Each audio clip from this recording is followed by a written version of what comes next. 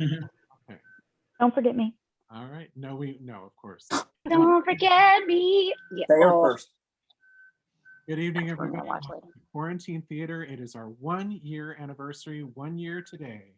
We did our first script reading, and it was The Goonies, and we are doing it again tonight to celebrate.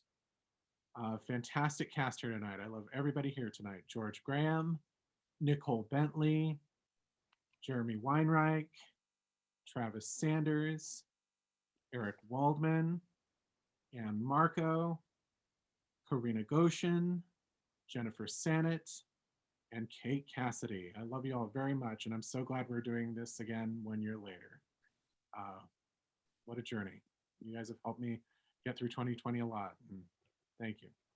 Same with you. All righty. Kate, take it away with The Goonies. Close up, the leathery, bullish face of a prison guard. He shouts.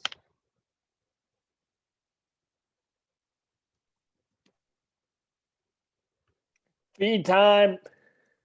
Camera pulls back. The guard stands in a dimly lit prison hallway. Rows of jail cells stretch along the side walls, crowded with prisoners. The prisoners shout and jeer at the guard. He removes his wooden billy club, giving a hard rap to the bars. It echoes through the prison. The guard snarls. The longer you animals bark, the colder your lunch is gonna get. The prisoners simmer down.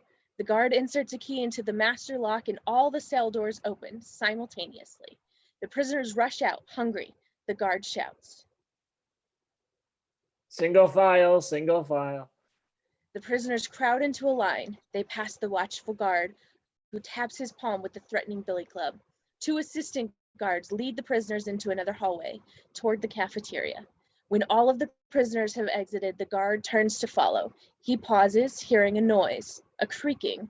The guard turns. He sees something at the hallway's end, in the last cell. A dark figure swinging back and forth. The guard walks to the cell, curious, cautious. Hand gripping his gun, he stops. Outside of the open cell door, he peers inside. He is met with a shocking sight. The body of Francis Fratelli. A 38-year-old, pudgy, hard-faced man hangs from a rusty ceiling pipe. His belt is wrapped around his neck. His eyes are closed. His tongue hangs out, face frozen in a ghastly position. His body sways, an obvious suicide. A note is pinned to Francis's chest. The guard enters the cell, grabs the note, reading it to himself. You schmuck. You really think I'd be stupid enough to kill myself? Huh? The guard looks up. Francis's eyes are open. He's smiling, very alive. Before the guard can react, Francis quickly lifts his knee and slam into the guard's jaw. The guard hits the floor out cold. Francis boosts himself out of the noose. We see that the noose is actually attached to a contraption that fits around his waist. Francis looks into the hallway, making sure the coast is clear. He begins to unbutton the guard's shirt. Cut to Francis dressed as the guard. He casually walks through the prison's outer hallways. He passes several of the guards and prison employees. He gives each a friendly nod. No one recognizes him. Francis sees the prison exit, only a few feet ahead. Bright sunlight shines through the double glass doors. Francis smiles. Freedom. He approaches the exit. An elderly guard sits by the door, reading the sports page. Francis reaches to open the door handle and the guard grabs his arm. Francis freezes. Hey, buddy. Francis turns. The guard shoots a grisly smile. You got a smoke? Francis gives a frightened shake of the head. He grunts.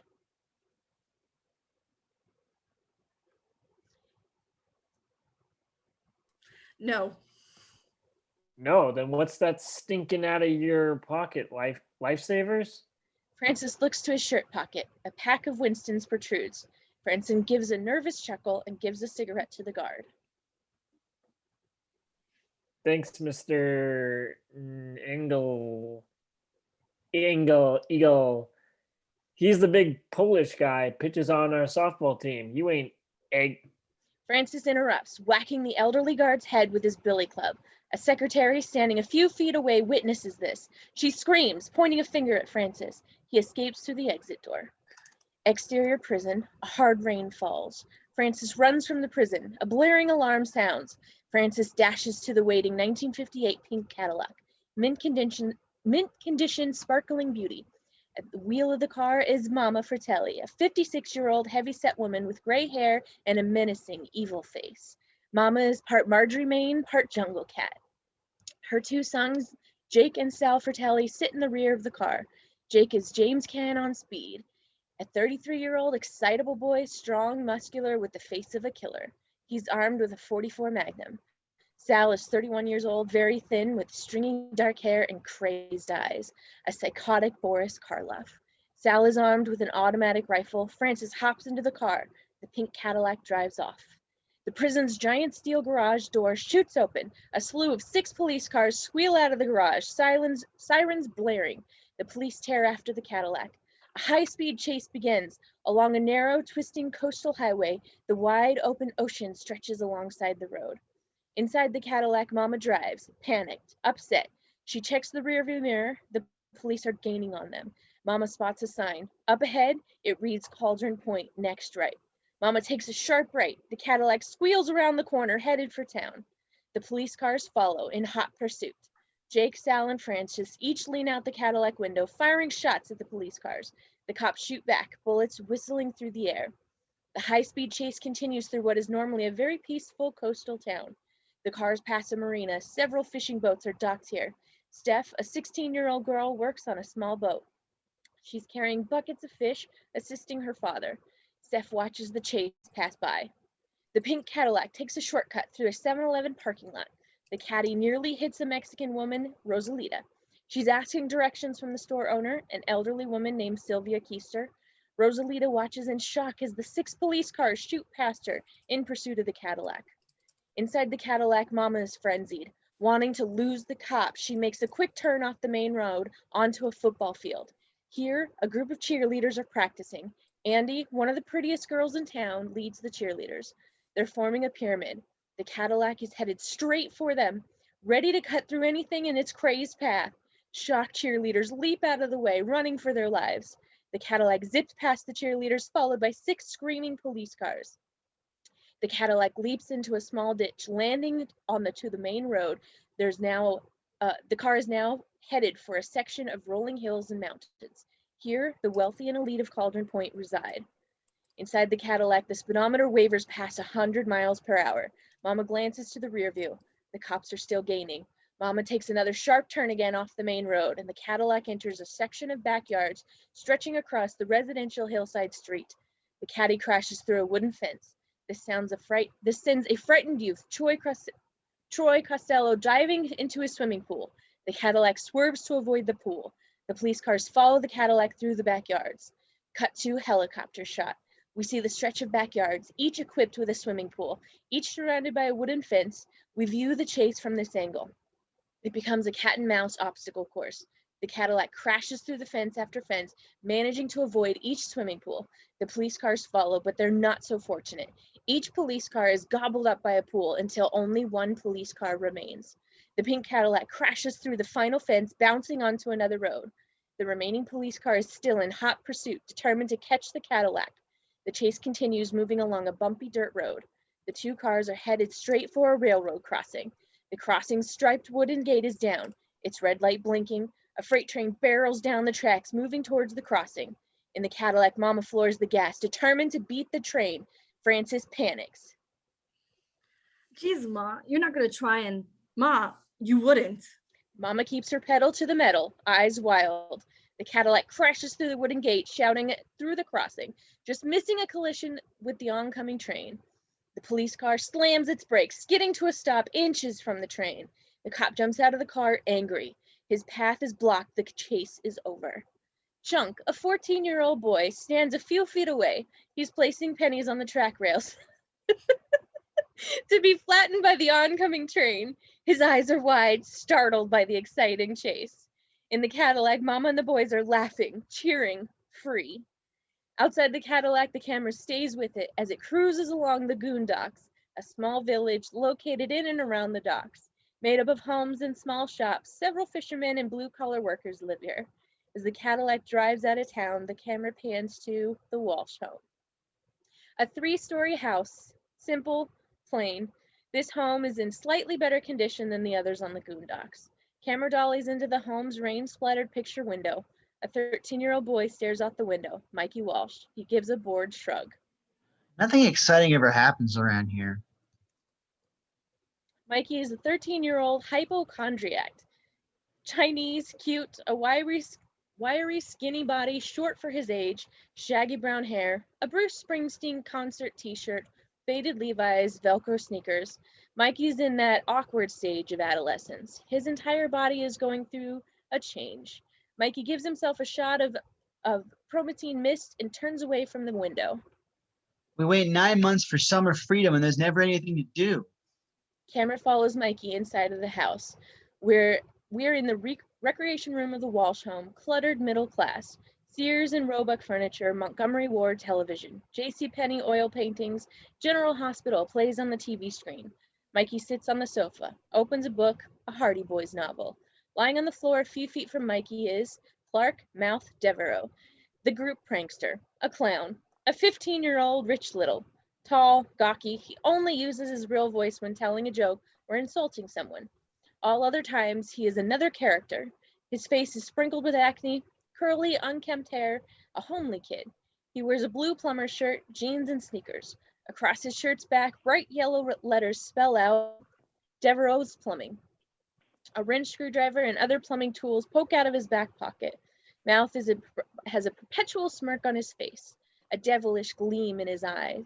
He is pursuing the newspaper's boring movie listing, Star Trek 6, Rocky 4, Shore Patrol Women, and Superman 4.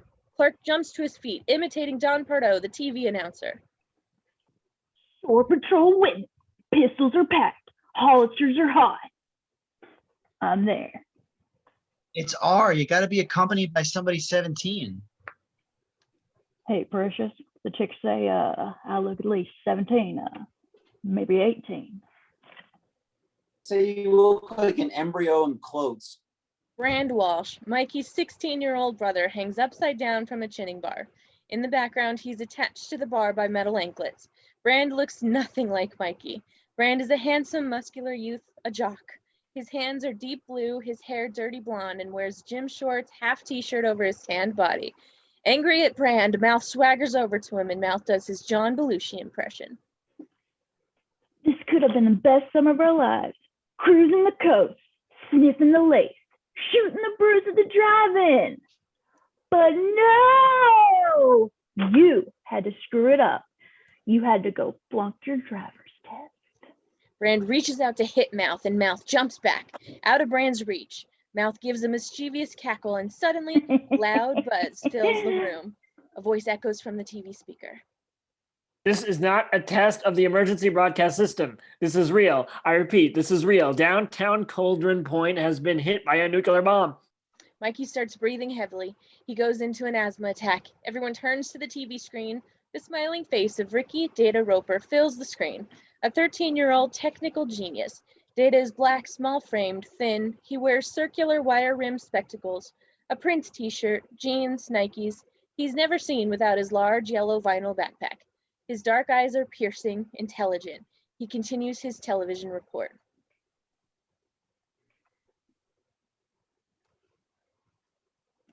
There's nowhere to run, nowhere to hide. Just stay home and wait for your skin to melt off. Mikey looks behind the TV. Data sits here, holding a portable beta movie video camera in his hands. Pointed at his face, the camera is hooked up to the TV. Chuckling, Data looks up at Mikey. Got you guys, scared you real bad. You didn't scare nobody. No, then why'd you get an asthma attack? Just get out of there. You're dead if you break my dad's TV. He's still making payments. Data shrugs. He disconnects the video camera. General Hospital returns to the TV screen. Data inserts the camera into his back pocket and walks out from behind the TV. There's a knock at the windows of the sliding glass doors. Lawrence Chunk Cohen is outside the doors. We saw him earlier. He stands in the pouring rain, soaking wet. Chunk is pounding on the window. He's 14 years old, pudgy, clumsy. Chunk is a chronic liar, the king of fibs. He wears a light summer jacket, a bright-colored Hawaiian shirt, large plaid Bermuda shorts, black knee socks, brand new sneakers, and Mouth points to Chunk, commenting to everyone. Jerk alert. Chunk, Yeah. Chunk continues to Chunk. pound the window, anxious. He shouts at the guys. Hey guys, I just saw the most incredible thing. Come on, let me in.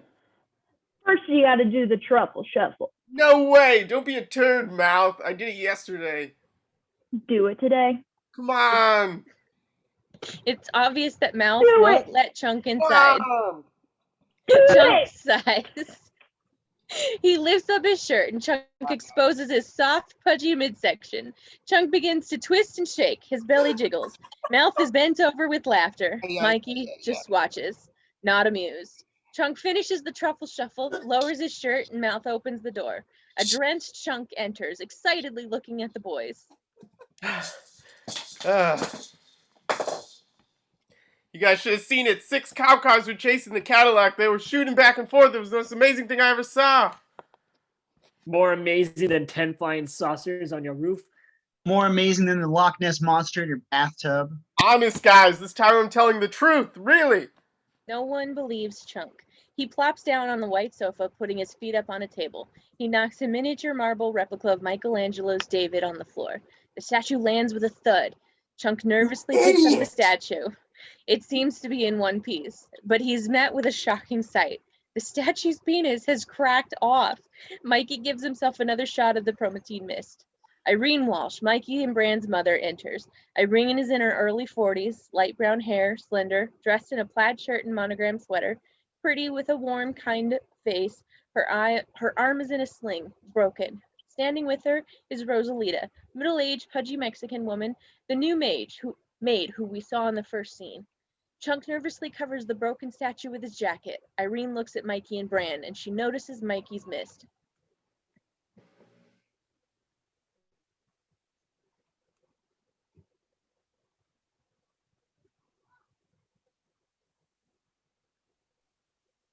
Irene is Mrs. Walsh. Hi, hello. Well, Mikey, you know I should know this because it's my fucking middle name. But anyway, what are you doing with your father's protein mist? Got asthma, Mom. Now I got AIDS.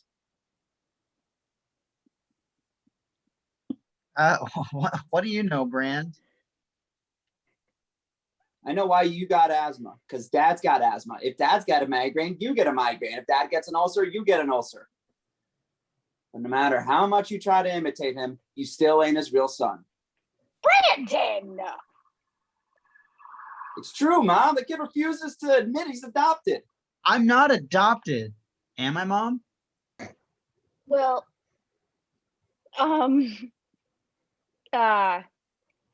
boys, this is Rosalita. She is here to help with the housework until my arm is better, or Boys- until I stop swearing. The boys wave and Rosalita smiles. Rosalita doesn't speak a word of English. And ma'am, fucking New York. And I was wondering if, I know some of you have taken Spanish in school. So I speak perfect Spanish, Mrs. Walsh. Mikey rolls his eyes at Data and Irene smiles at Mouth. That's wonderful, Clark. I need a little help explaining some things to Rosalita. If you would come with us, that'd Mouth be... shoots to his feet, hurrying to Irene's side. She turns to leave, pausing. She notices Brand hanging upside down. Brandon, dear, please be careful. Don't get an aneurysm. Irene turns and exits with Mouth and Rosalita. Chunk catches his breath. He picks up the statue. A large hole surrounds the statue's groin. Chunk gives a hopeful look to Mikey. Think your mom noticed? Inside the master bedroom, Irene enters with Rosalita and Mouth. Irene walks to a set of dresser drawers and points to each drawer out to Rosalita. Socks and underwear are in the top drawer. Shirts and blouses are in the second. Pants are in the bottom. Always separate the clothes. Rosalita stares blankly. Irene turns to Mouth. Can you translate that? Mouth nods, and with an evil grin, he points the dresser drawers to Rosalita. The marijuana goes in the top drawer, the cocaina and speed in the second, heroin in the bottom. Always separate the drugs. Rosalita gives a shocked look. Irene smiles, thinking Mouth has translated her directions perfectly. In the living room, the camera stays behind the statue. The boys try to put the statue's penis back in place. Chunk performs the delicate task, using Elmer's glue. Finished, Chunk gives a hopeful look to the others. How's that? The boys break up with laughter. Bran slaps Chunk in the head. The camera circles to the front, and Chunk has glued the penis on upside down. Go! Jeez. God didn't mean it to go that way. If he did, you'll be pissing in your face. In the upstairs hallway, Irene exits the master bedroom with Rosalita and Mouth. Irene points to a trapdoor in the ceiling and looks at Rosalita. That's the attic. I'm sorry, hold on. There's a door over there. I'm going to use that. That's the attic. Never go up there. Never. Irene nods to Mouth. Turning to Rosalita, he begins his translation. Never go up there. It's filled with Mr. Wass's sexual torture devices. Rosalita's face goes white with fear. In the recreation room, Mikey removes a green leaf from a plant in the corner. Using a bit of scotch tape, Mikey attaches a leaf over the statue's inverted penis. He gives a confident nod to himself, and Bran shakes his head. Mom's gonna notice. Mom notices everything. In the bathroom, Irene and Mouth enter with the horrified Rosalita. Irene opens the supply closet and points inside. This is the supply closet. You'll find everything that you need inside. Brooms, mops, sponges. Irene nods to Mouth, and he looks at Rosalita. If you do a bad job, you'll be locked in there for 2 weeks without food and water. In the rec room, Irene, Mouth, and a nauseous Rosalita enter. The boys are gathered around the television playing marbles, feigning innocence. Thank you, Clark. That was so nice of you. Nice is my middle name, Mrs. Walsh. Irene spots the statue. Back in its original place, leaf over its genitals. Irene looks at the boys, puzzled. What happened to... Why is there a leaf over the...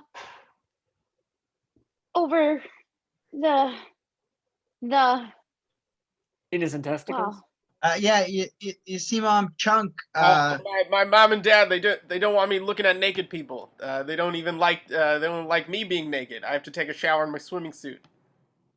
So we covered up the statue so Chunk can't see the. Schlong. Irene gives a flustered nod and turns to Brand. I'm taking Rosalita to the grocery store and I will be home in about an hour. Brandon, you stay inside with Mikey. If he has got asthma, then he shouldn't be out in the rain. Be in an oxygen tent. I'm serious, Brandon. He takes one step outside and you're dead meat. Brand gives Shit, a reluctant sigh. Irene and frightened Rosalita exit.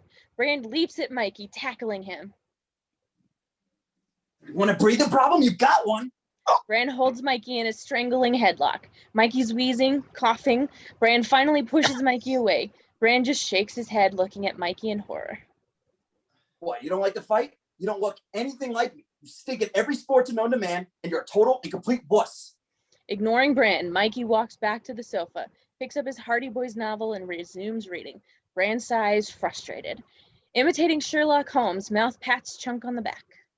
Watson, old chap, life's been so boring since we left Baker Street. How do you suggest we pass the time today? We could hit 7-Eleven, down some Slurpees, read the racks. Could go down to the railroad, flatten the pennies on the track. We could go to the park, watch them rehearse that play, Omelet. Hamlet. Mouth, pondering something, looks at Mikey. Mouth still imitates Sherlock Holmes. Tell me, Michael, how did your dear mother order the maid to stay out of the attic? What was her motive? Oh, my dad's the assistant curtain curly. Curator. Yeah, at the museum, and they pay him a bonus to keep all their extra stuff in our attic. Cool. Let's check it out. You'll just break something. Besides, we promised my dad not to let anybody up there. I don't have to promise Dad anything. I'm not adopted. Brand motions for the boys to follow him out of the room. A hurt Mikey stays behind and shouts. Neither am I. In the attic, dark, dusty, the attic is crowded with bizarre, unusual museum pieces. There are ancient mummy coffins, paintings ranging from naturalism to modern art, sculptures, antique furniture and appliances, costumes, etc. A child's playland. A large skylight looms over the priceless collection. The black raging storm clouds are visible through the skylight windows. The oncoming rumblings of thunder can be heard. The boys enter through a trapdoor in the floor, and Brand is first. He shines his flashlight through the attic. The others follow. Mikey's the last to climb inside. He sees the attic for the first time, shocked, amazed. All of the boys stare wide-eyed at the room full of items. I can't believe something this cool is in your house. Yeah, we only keep old Christmas decorations in our attic. Thunder crack, flash of lightning. Okay, you guys saw it. Let's get out of here. What's the matter? Scared again? Yeah, just like you in the elevator. Brand's eyes burn. He grabs Mikey in another headlock. Shut up about that elevator. You understand? Huh? Mikey forces a nod, wheezing. Brand releases his grip. Mikey lies on the floor, catching his breath. When he gets to his feet, he looks around. Everyone is dashed off in separate directions. Searching, exploring, Mikey begins to sneeze. He removes a packet of Kleenex from his pocket. Mikey spots a beam from Brand's flashlight. He runs to it. Meanwhile, Chunk walks into a section of Indian mummies. The mummies are leaning against the attic corner, piled on top, one on top of the other. Chunk steps into a can of red paint. Chunk tries to shake the can from his foot. It won't work. His foot is stuck. Data examines a beautiful jukebox. He tries to turn it on. It doesn't work. Data crawls behind the jukebox, investigating. Mouth has found the section of old oil paintings. He rummages through the paintings, interested. He finds his favorite, a tattered portrait of a naked woman. Behind the painting is a rusted sink and faucet. Still attached to the wall, Mouth reaches out and turns on the faucet. Water sputters out. Mouth reaches into his pocket and removes a wrench. Brand explores the attic, his back to the camera. Mikey runs up behind him, tugging at his shirt. Ugh, can we go now? It's dusty up here. My hay fever's acting up. Brand suddenly turns. He's wearing a frightening, grotesque African death mask. Brand growls. Mikey jumps back, scared. Brand takes off the mask, laughing hysterically. Mikey catches his breath. Brand, you are sludge. Brand turns, continuing his trek through the attic. Mikey follows, still sneezing. Brand and Mikey turn a corner, suddenly startled. A blast of sound from the jukebox. An old Bing Crosby tune plays. Data pokes his head out from behind it, smiling. It ain't exactly a compact disc, but it works. Get out of there. Brand reaches behind the jukebox, grabbing Data from behind. Brand accidentally pulls a cord on Data's backpack. The backpack begins to inflate, and Data quickly stops it, folding the backpack back up. What's that? Army lift raft. My grandpa used it for carrying supplies across the ocean in World War II. Now I use it to carry supplies from my dad's radio pit. Data straps the backpack on his body. Data, Brand, and Mikey continue their trek through the attic. Suddenly, Mikey is squirted in the face with a blast of water. Shooting from off-screen, Mikey turns, looking for the culprit. Only the oil painting of the naked woman sits before him, a high-pitched echo from behind the painting. Hey, Mikey, how about you get me a soft, wet, liquidy kiss? Suddenly, water shoots from the woman's mouth, again squirting Mikey in the face, and Mikey glares at the painting. Stop being so perverted, Mouth. You're wrecking the painting. Mouth's head pops up from behind the painting and imitates Ed Norton from The Honeymooners. Ralphie, I just rearranged the ladies' plumbing. The boys are suddenly interrupted by a mummy coming at them. The mummy is spinning like a top. The boys scream. The mummy spins into them and falls to the floor. The boys catch their breath. Chunk walks up. He's holding a long section of bandage in his hand. The end of the bandage is connected to the fallen mummy. Chunk looks at the boys and shrugs. Thought I'd unwrap him a little, just to see what he looked like under all those bandages. Put them back together. Chunk picks up the mummy. The paint still attached to his foot, he limps back to the corner. The others follow him. As Chunk attempts to rewrap the mummy, they investigate the corner. It's filled with various odd museum pieces, arrowheads, framed photographs, plates, pottery, etc., all part of some display. What's all this stuff? The museum did some kind of show, about the history of our town. It was called a retropack. Retrospective. Yeah, anyway, these are the rejects. Oh, kind of like us. Mikey shrugs. The boys rummage through the items, and Mikey flips through a collection of framed portraits and photographs. He's bought something that catches his interest, a framed map. But the map is impossible to read. It's covered by a yellow, dusty piece of glass. Mikey tries to remove the frame, but it won't budge. He turns over the map. The back is covered by a sheet of wood. There's only one way to read the map: break the glass. Mikey can't bring himself to do it. He sees Chunk still struggling to remove the paint can from his foot. Mikey smiles. An idea. Mikey holds the map out to Chunk. Hey, Chunk, hold this for me. Chunk gives a nod and takes the map from Mikey. Mikey turns, pretending to examine another framed picture, waiting. Within a matter of seconds, Chunk loses his balance and drops the map. The map hits the floor. Its glass covering shatters into a million pieces. Mikey picks up the map. He feigns an angry look at Chunk. Can't you do anything right? Chunk gives an embarrassed shrug and Mikey picks up the map. He removes a few small remaining pieces of glass. The map easily slides out of the frame, along with a small golden doubloon that is fixed in the map's frame. The doubloon falls to the floor and Chunk grabs it, examining it. Mikey studies the map. The map is now completely visible. It's beautifully detailed, elaborate, hand-painted. There's an intricate drawing of the coastline. The coastline leads to a mountainous cliff. Below the cliff is a smaller map. This is covered by a flap of paper. All of the writing on the map is Spanish. Mikey's fascinated by it. Brand grabs the map out of Mikey's hands. The other guys gather round. Chunk is reading the doubloon. This says 1532. Is that a year? No, it's your top score on pole position. Kind of looks like our coastline. Maybe that's how it used to look, before they put up all the drive-ins, 7-Elevens, McDonald's. All the good stuff? Brand opens the flap of paper below the cliff. Beneath it is a drawing of an intricate maze. At the end of the maze, there's a drawing of a body of water and a mountain. All throughout the map, there are various phrases and sentences, written in Spanish. Brand points to the Spanish phrase that headlines the map. It's all the Spanish junk.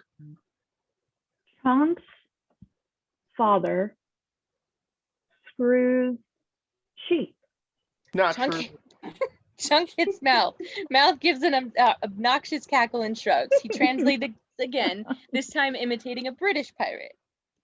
Ye intruders beware, crushing death and grief, soaked with blood of the trespassing thief. Everyone gives Mouth a puzzled look. Mouth raises his hand to the Boy Scout pledge. He's telling the truth, and Brand stares at the map, confused. Intruders beware?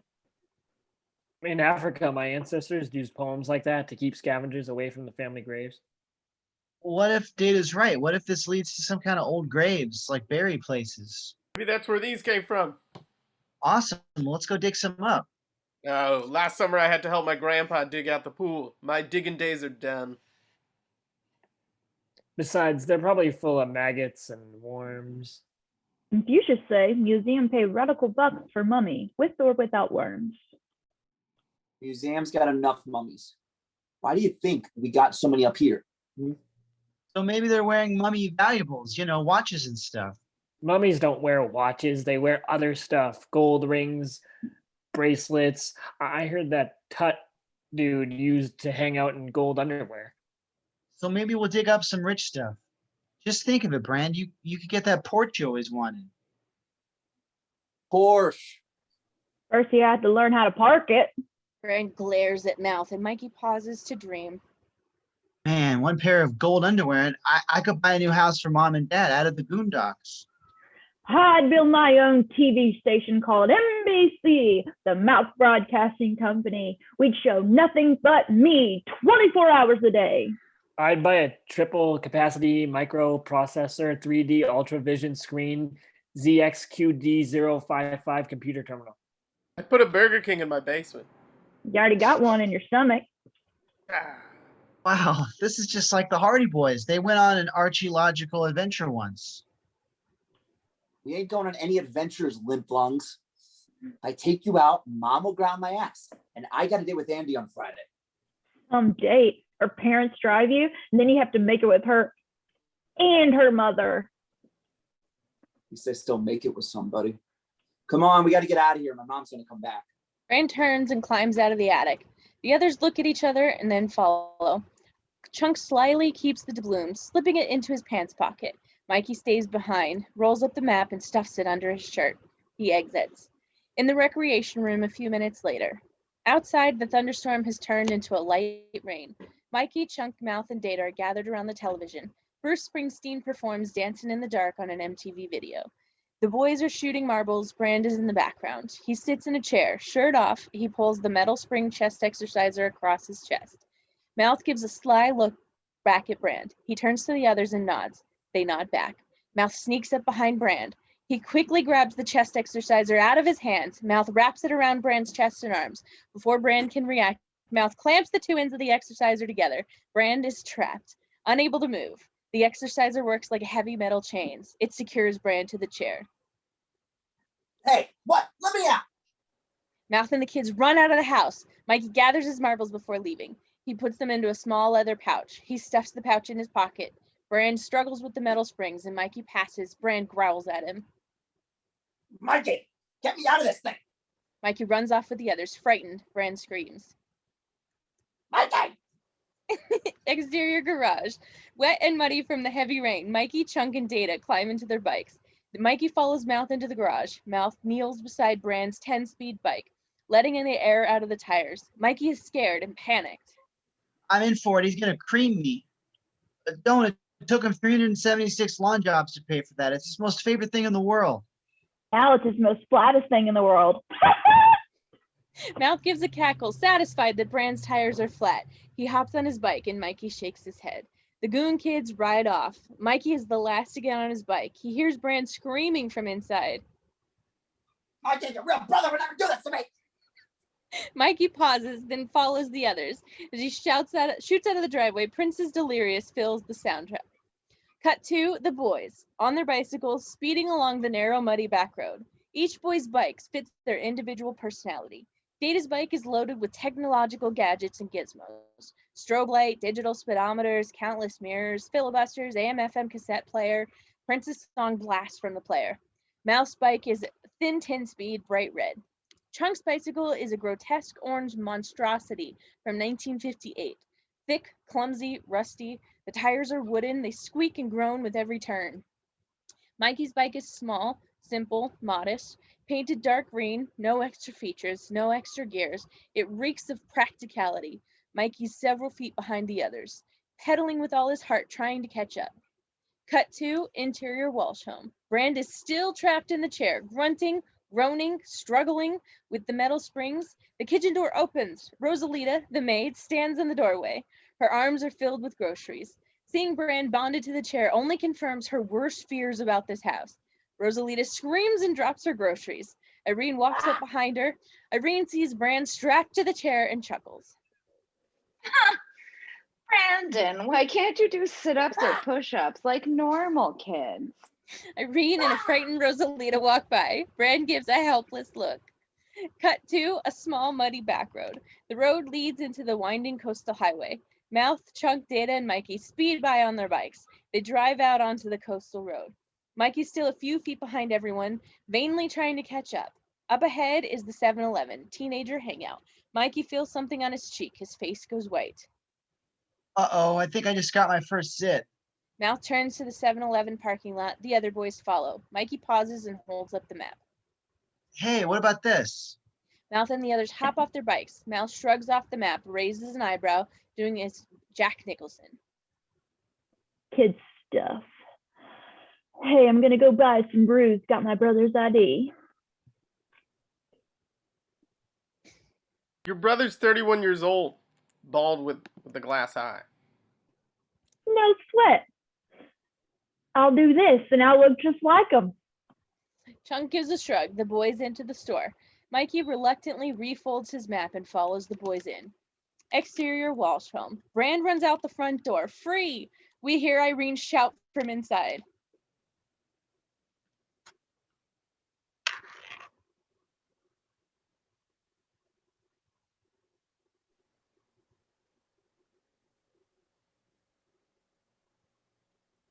Irene shouts from inside.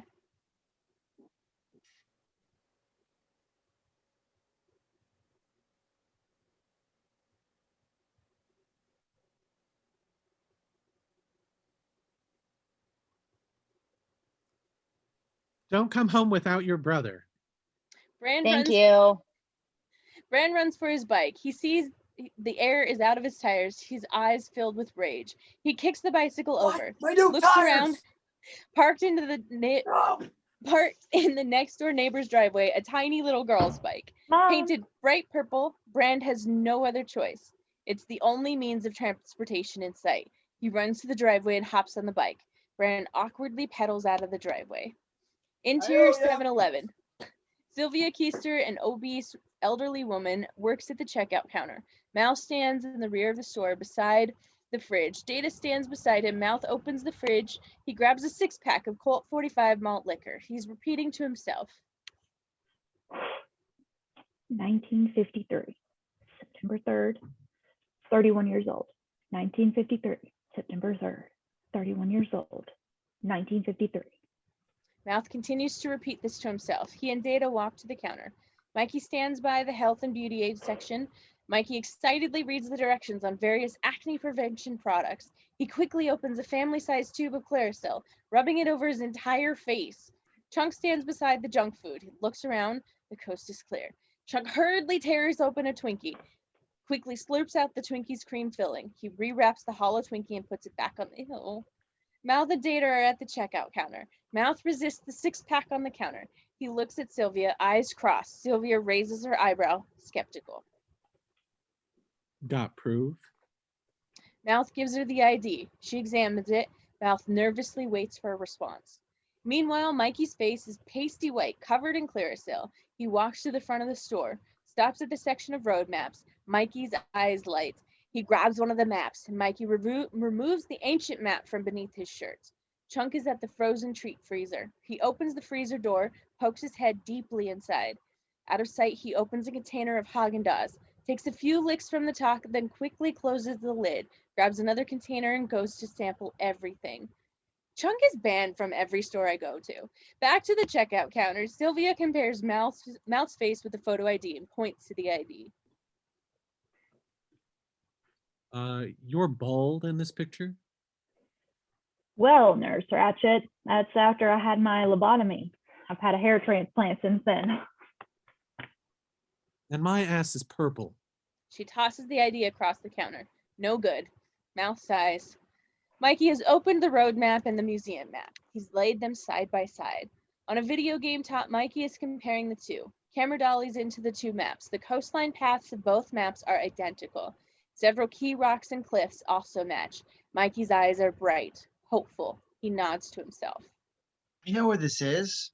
Meanwhile, Data pays for his baseball cards at the checkout counter. Mouth walks back to the cooler carrying the beer, defeated. Sylvia rings up Data's order in the computer cash register. The computer jams. Sylvia pounds on the cash register, frustrated. Data opens a tiny door. He fiddles with 2 small wires. The register beeps and lights. It works. Good as new. Sylvia smiles at Data. Thanks, kid. Now I gotta call that pain in the ass computer repairman. Hey, Baldy, your friend just earned you a 6-pack. Mouth smiles. Eyes still crossed. Sylvia glares at him. And stop doing that shit with your eyes. You look like Woody Woodpecker. Mouth stops crossing his eyes and smiles. Mikey's begun to rub Claricel all over his face. His face is completely white. Mouth turns to the entrance door, spots something, calls to the other guys. Shark alert! The 7-Eleven doors shoot open. Troy Costello struts in like he owns the place. Troy is 17 years old, tan, cocky. He's dressed in a white polo tennis outfit, expensive tennis shoes. His hair is neatly styled, a spoiled, rich brat. He lives in an expensive home on the hillside. Walking beside Troy is Andrea, Andy Carmichael. She's 16, the face of an angel. Smooth, creamy complexion. Her thick, bright red hair falls onto her shoulders. Her bright green eyes are dazzling. She's slender, filled with energy, a beauty. Still in her cheerleader outfit, she also lives on the hillside. Walking beside Andy is Stephanie, Steph Steinbrenner. Also 16, Andy's best friend. Steph is short, pudgy, dark brown hair, glasses. She's wearing denim fisherman coveralls. Steph is tough, quick-witted, bright. She lives in the Goondocks. Troy walks straight to the magazine rack, perusing adults-only section. Mikey sees Andy, a vision. He stares at her with adoring eyes. Mikey's in love. Clear silk drips all over his face. Steph and Mouth exchange glances, and Steph quickly looks away. Mouth smirks. Andy and Steph walk over to Mikey, and Andy smiles at Mikey. He melts. Steph notices Mikey's clear silk splattered face. What'd you do? Scrape out a jar of Miracle Whip on your face? Where's Brand? Practicing parallel parking? Mikey shrugs, and Troy shouts from off screen. Andy. She turns. Troy holds up the Playboy centerfold. Written above the photo in large red letters are the words, "Can you measure up?" Troy gives a lecherous grin to Andy. Can you measure up? Andy looks away, embarrassed. Troy emits a hoarse laugh, and Mikey gives a painful, honest look to Andy. You're a lot prettier than that, Andy. Andy smiles, giving a casual, brotherly ruffle to Mikey's hair. Mikey smiles. He's in heaven. Meanwhile, Chunk still has his head buried in the freezer. Troy notices and walks over. He brings the freezer door down on Chunk's head, trapping Chunk in the freezer. Chunk panics, and Troy chuckles. My mom's making a goon pizza tonight. She's going to need some frozen dough. Mikey notices and shouts to Troy. Why don't you leave him alone? Go hang out with some cattle. Troy pauses and releases his grip on Chunk. Troy walks over to Mikey. Do I hear right? Do I hear a goonie insulting me? Troy towers over Mikey. He's ready to hit Mikey when he notices the ancient map, resting on the video game. He realizes that it's important to Mikey. He drops Mikey. Troy grabs the old map and Mikey claws at Troy. Let go. That's art you're messing with. Troy holds the map high in the air, above Mikey's reach. Troy is confused by the map, but he realizes its importance to the boys. Troy grabs a pack of cigarette tobacco from the counter, pours the tobacco out on the map. He begins to roll the map like a cigarette. He gives an evil grin to the boys. Just can't get rolling papers like this anymore. Mikey tries to grab the map, and Troy gives him a hard shove. It knocks Mikey to the floor. Troy finishes rolling the large cigarette. He removes a butane lighter from his pocket. Flick, a large flame appears. Troy moves the flame to the end of the cigarette and lights up. The boys watch in horror as Troy takes a long puff of the end of the roadmap burns. Crinkling, Mikey hides his eyes. Troy blows out smoke rings. He gives a relieved sigh. A few more puffs and the map will be destroyed. Troy moves to take another puff. Mouth walks up and raises his eyebrow, continuing with his Jack Nicholson impersonation. You know, the way you're puffing on that cigarette, it reminds me of something. Yeah, what's that? The time I French kissed your mother.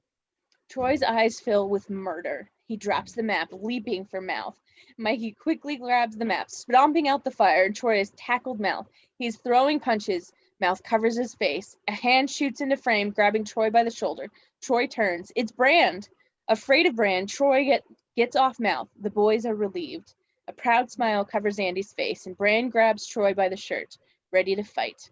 Troy looks away, scared. Brand releases his grip on Troy. Shaken, upset, Troy straightens his clothes, turns to leave, and looks back at Andy. Andy, our court time starts in 5 minutes. Andy gives a nonchalant shrug. Brand looks at Andy. He shoots her a confused look. Troy storms out of the 7-Eleven, angry, defeated. Through the window, we see him get into his bright red Mercedes-Benz convertible. Mikey has unrolled the map. It survived the burning with only a tiny singed edge. Brand turns to Andy, his eyes burning, accusing.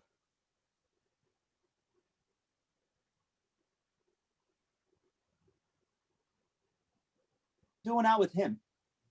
He's got a driver's license. Huh. Steph, you mind giving Andy and me a little privacy? The rest of you guys too, get lost. Brand grabs the map from Mikey, slapping Mikey's head.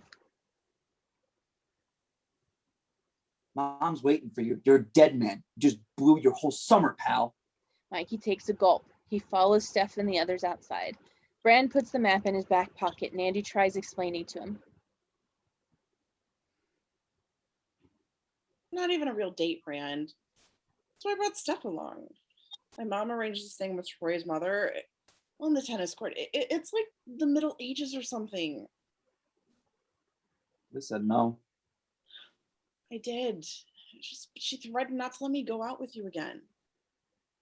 She thinks I'm seeing too much of you. She wants me to go out with other boys. Hillside boys. Steph gives a shrug. She knows it's the truth. Exterior 7-Eleven. The boys are looking through the store window, noses pressed against the glass, watching Brand and Andy. Mikey sees the map jutting out of Brand's pocket. His eyes light. He dashes off screen. Mouth is standing beside Steph, and he turns to her, crinkling his nose.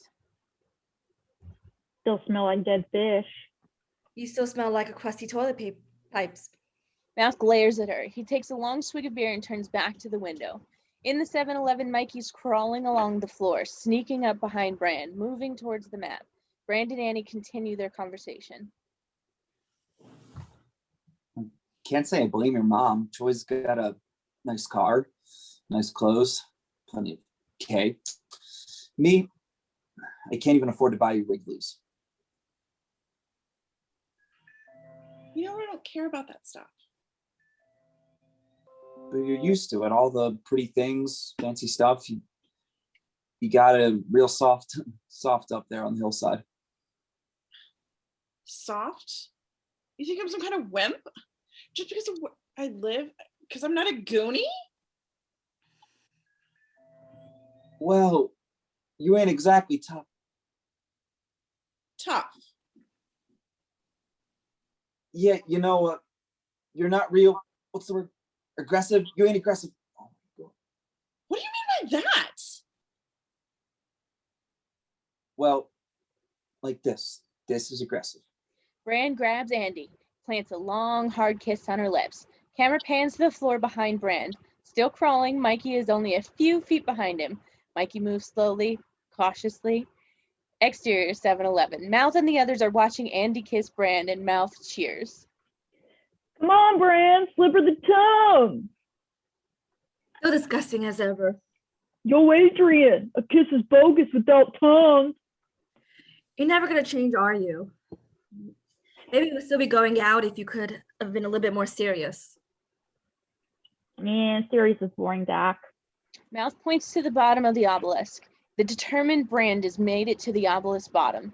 Brand begins to climb, teeth gritted, eyes wild, headed for the boys. The boys climb faster, faster.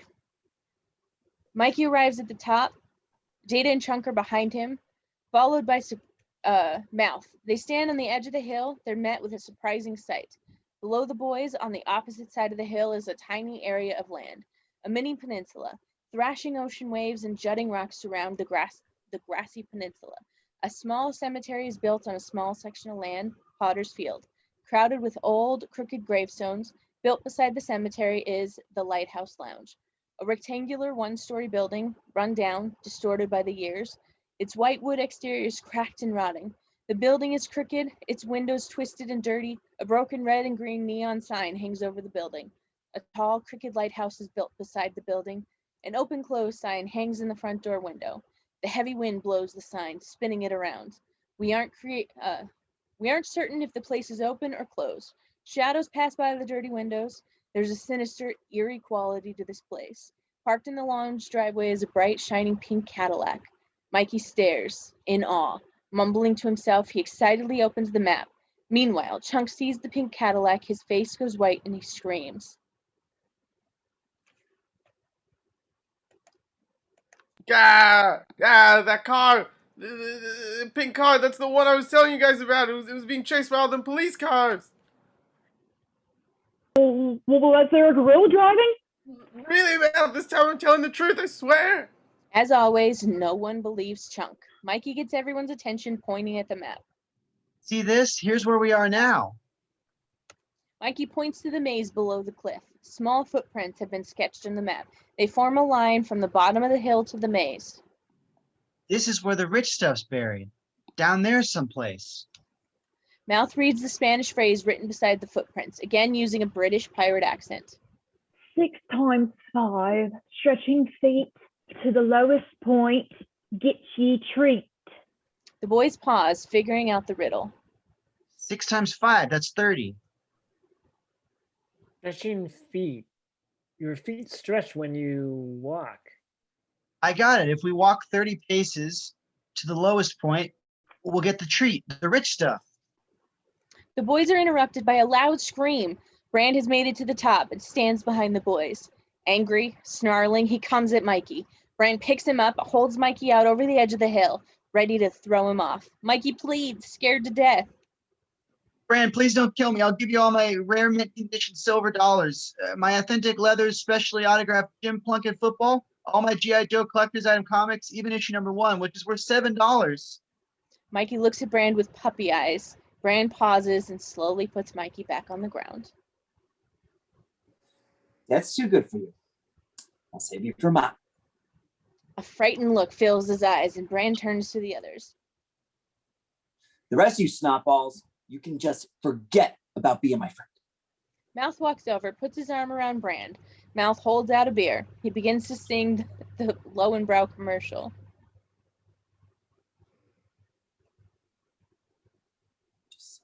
Here's to good friends, tonight is kind of special.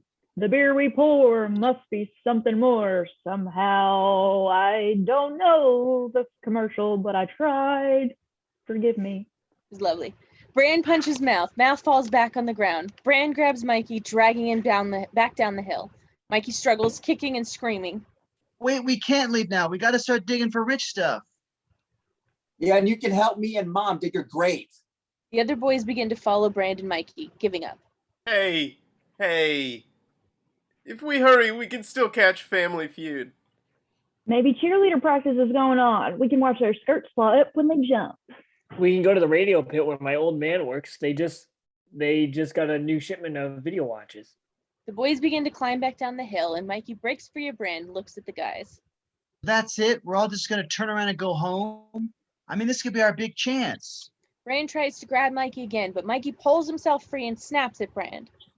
Hey, you want to be like Mom and Dad? You want to be a Goonie all your life, huh? Brand pauses. Mikey takes a shot of the mist, looks at all the boys, gives a strong, determined look at everyone. Look, a couple years ago, my mom and dad got on that big game show. Remember, Brand?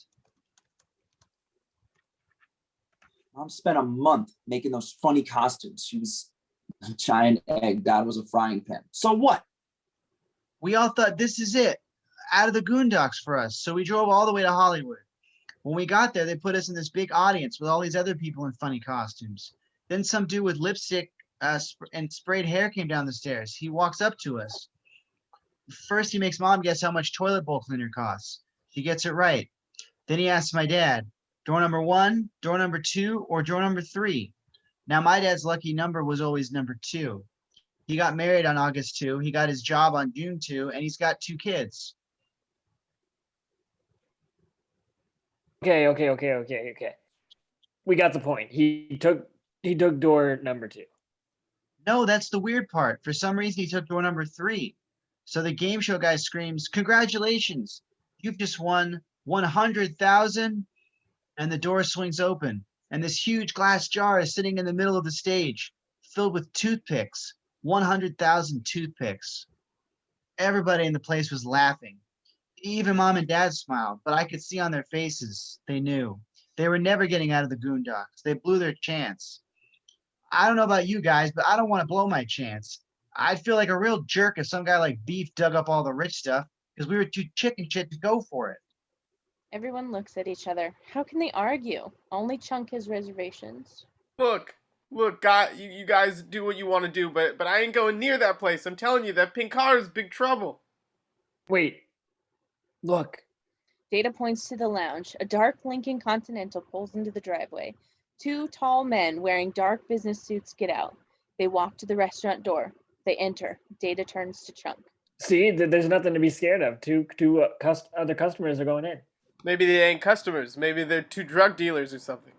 Drug dealers? Did you see their clothes? JCPenney, polyester. Drug dealers wouldn't be caught dead in those rags. Maybe you're right. Maybe that isn't the car I saw. Sure looks like it, though. Look, how are we supposed to dig for anything? Knock on the door? Ask whoever's there? Excuse me, mind if we wreck your floor? We're digging for mummies. Get real. Everyone looks at each other, puzzled. Data gets an idea. We can wait till it gets dark when everybody goes home, then we sneak inside. Don't you watch Magnum PI? That's breaking and entering. You can get 20 years. Hard labor. Hard labor? Is that what your mom went through when you were born, Pudgeball? Look, the place is obviously open for business. We can pretend like we're coming in for something to eat, then joint the case. What? Needs case the joint. He nods. The others pause, thinking. Cut to the Goonies walking through the graveyard. Mikey leads them towards the Lighthouse Lounge. Suddenly, a loud cracking sound is heard, like a firecracker, followed by another and another. The boys freeze, scared, looking around. That sounds like gunshots. Not the big ones you hear in the movies, but real ones. Gunshots? That could have been anything. Firecrackers, car backfires, thunder. Didn't you ever read Sherlock Holmes, huh? A good detective never jumps to conclusions. Now, come on. Mikey continues to move forward and the boys follow. They're now a little shaken, eyes darting back and forth, a bit more cautious. They arrive at the front of the building. Brand and Mouth peer through the filthy front door windows. Mikey and Data walk to the side of the building.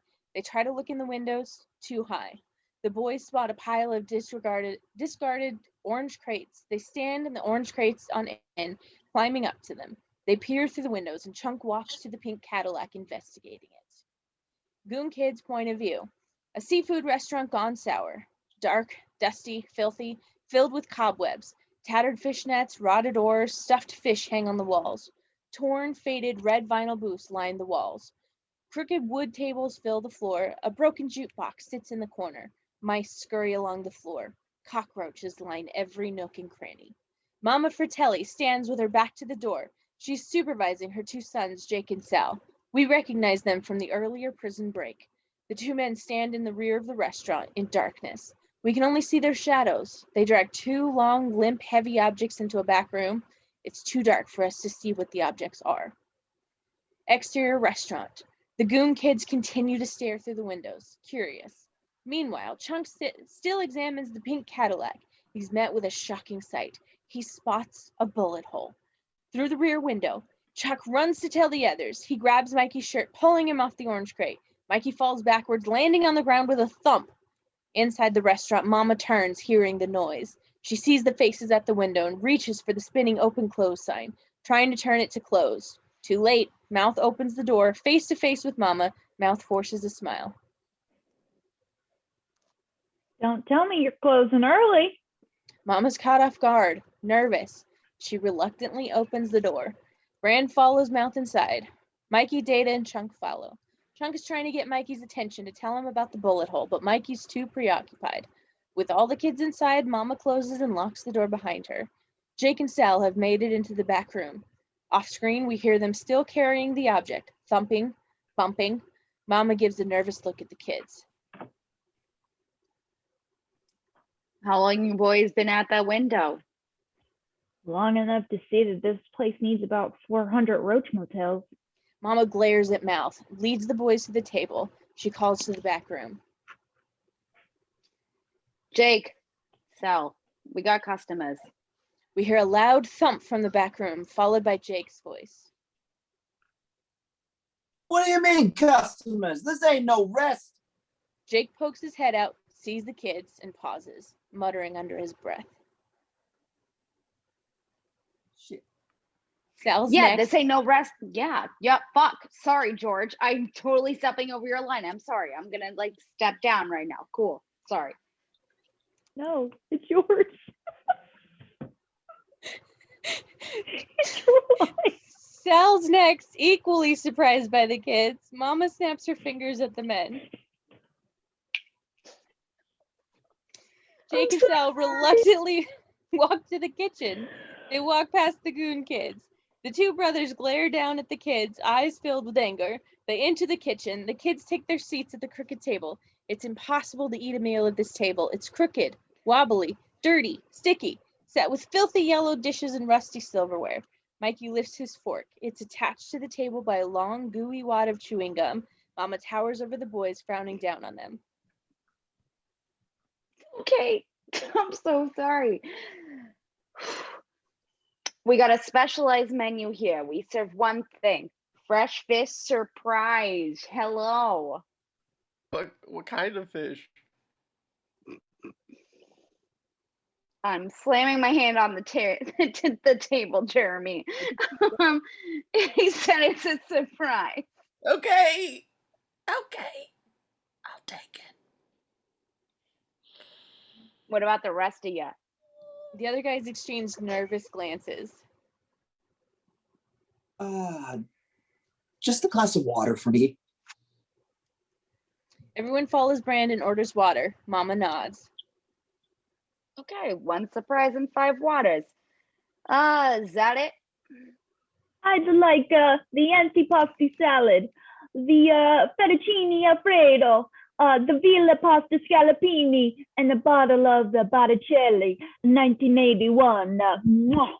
An angry Mama leans towards Mouth. She grabs his tongue between her fingers, pinching. She removes a pocket knife from her pocket. She moves the blade to Mouth's tongue, ready to cut. I had a wine key near me, but like not close enough. We got one more thing on the menu. Tongue. Do you boys like tongue? Boys all shake their heads, scared. Mama sighs, moves the knife away. Releasing her grip on Mouth's tongue, she turns, walking back through the kitchen's swinging doors. Mouth covers his mouth. In pain, Mikey gets up from his chair. He begins to look around, searching for a spot on the floor. A trapdoor, anything that would indicate a buried treasure. Loud arguing is heard from the kitchen. But Ma, it was supposed to be our dinner. Just shut up, and do what I told you. The boys at the table look at each other, frightened. These people are weird. I don't like this place. Yeah, me neither. I saw a bullet hole in the car. What about those 2 guys who came in here before us? What happened to them? Bran sees Mikey making his way to the back room door. Bran emits a frightened whisper.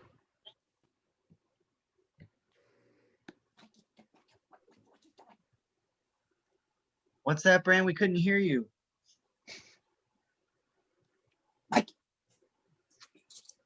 Mikey, get back here. What you doing? I'm looking for a clue. Don't worry, I'll be. A metal cleaver shoots into frame, searing the wall behind Mikey, inches from the boy's head. Mama stands in the kitchen doorway, eyes on fire. She's just thrown the cleaver. She snaps at Mikey. Sit back down and don't get up again, or next time I will not miss. Mikey scurries back to the table and Mama glares at all the other boys. She turns and goes back into the kitchen. The boys sit at the table, frozen, scared to death. A loud sound suddenly echoes through the place, turning, bumping, whirring. It sounds like a washing machine gone berserk. The kids exchange a frightened glance. We hear the voice of a man screaming obscenities. On the far wall, a door flies open. A man storms out. It's Francis Fratelli. His clothes and body are splattered, stained with a dark green ink. He's screaming, boiling mad. How the hell am I supposed to finish with this piece of shit machine? Friggin' thing shut down on me again. If this... Francis sees the table of kids staring at him. Francis pauses, startled. He quickly turns, dashing back through the door, as if he were caught doing something wrong. We hear him latching several locks on the door behind him. The boys exchange another mysterious glance. I don't think this is a 4-star restaurant. It's a 100-star restaurant. What? If we eat here, that's what we'll be seeing just before we pass out. Oh. The kitchen doors shoot open and Mama straddles out, carrying a tray of glasses in one arm, the metal cleaver in the other. The glasses are filled with rusty orange-colored water. Small particles float in the water, and Mama distributes a glass of water to each of the boys. They stare at the water's odd color.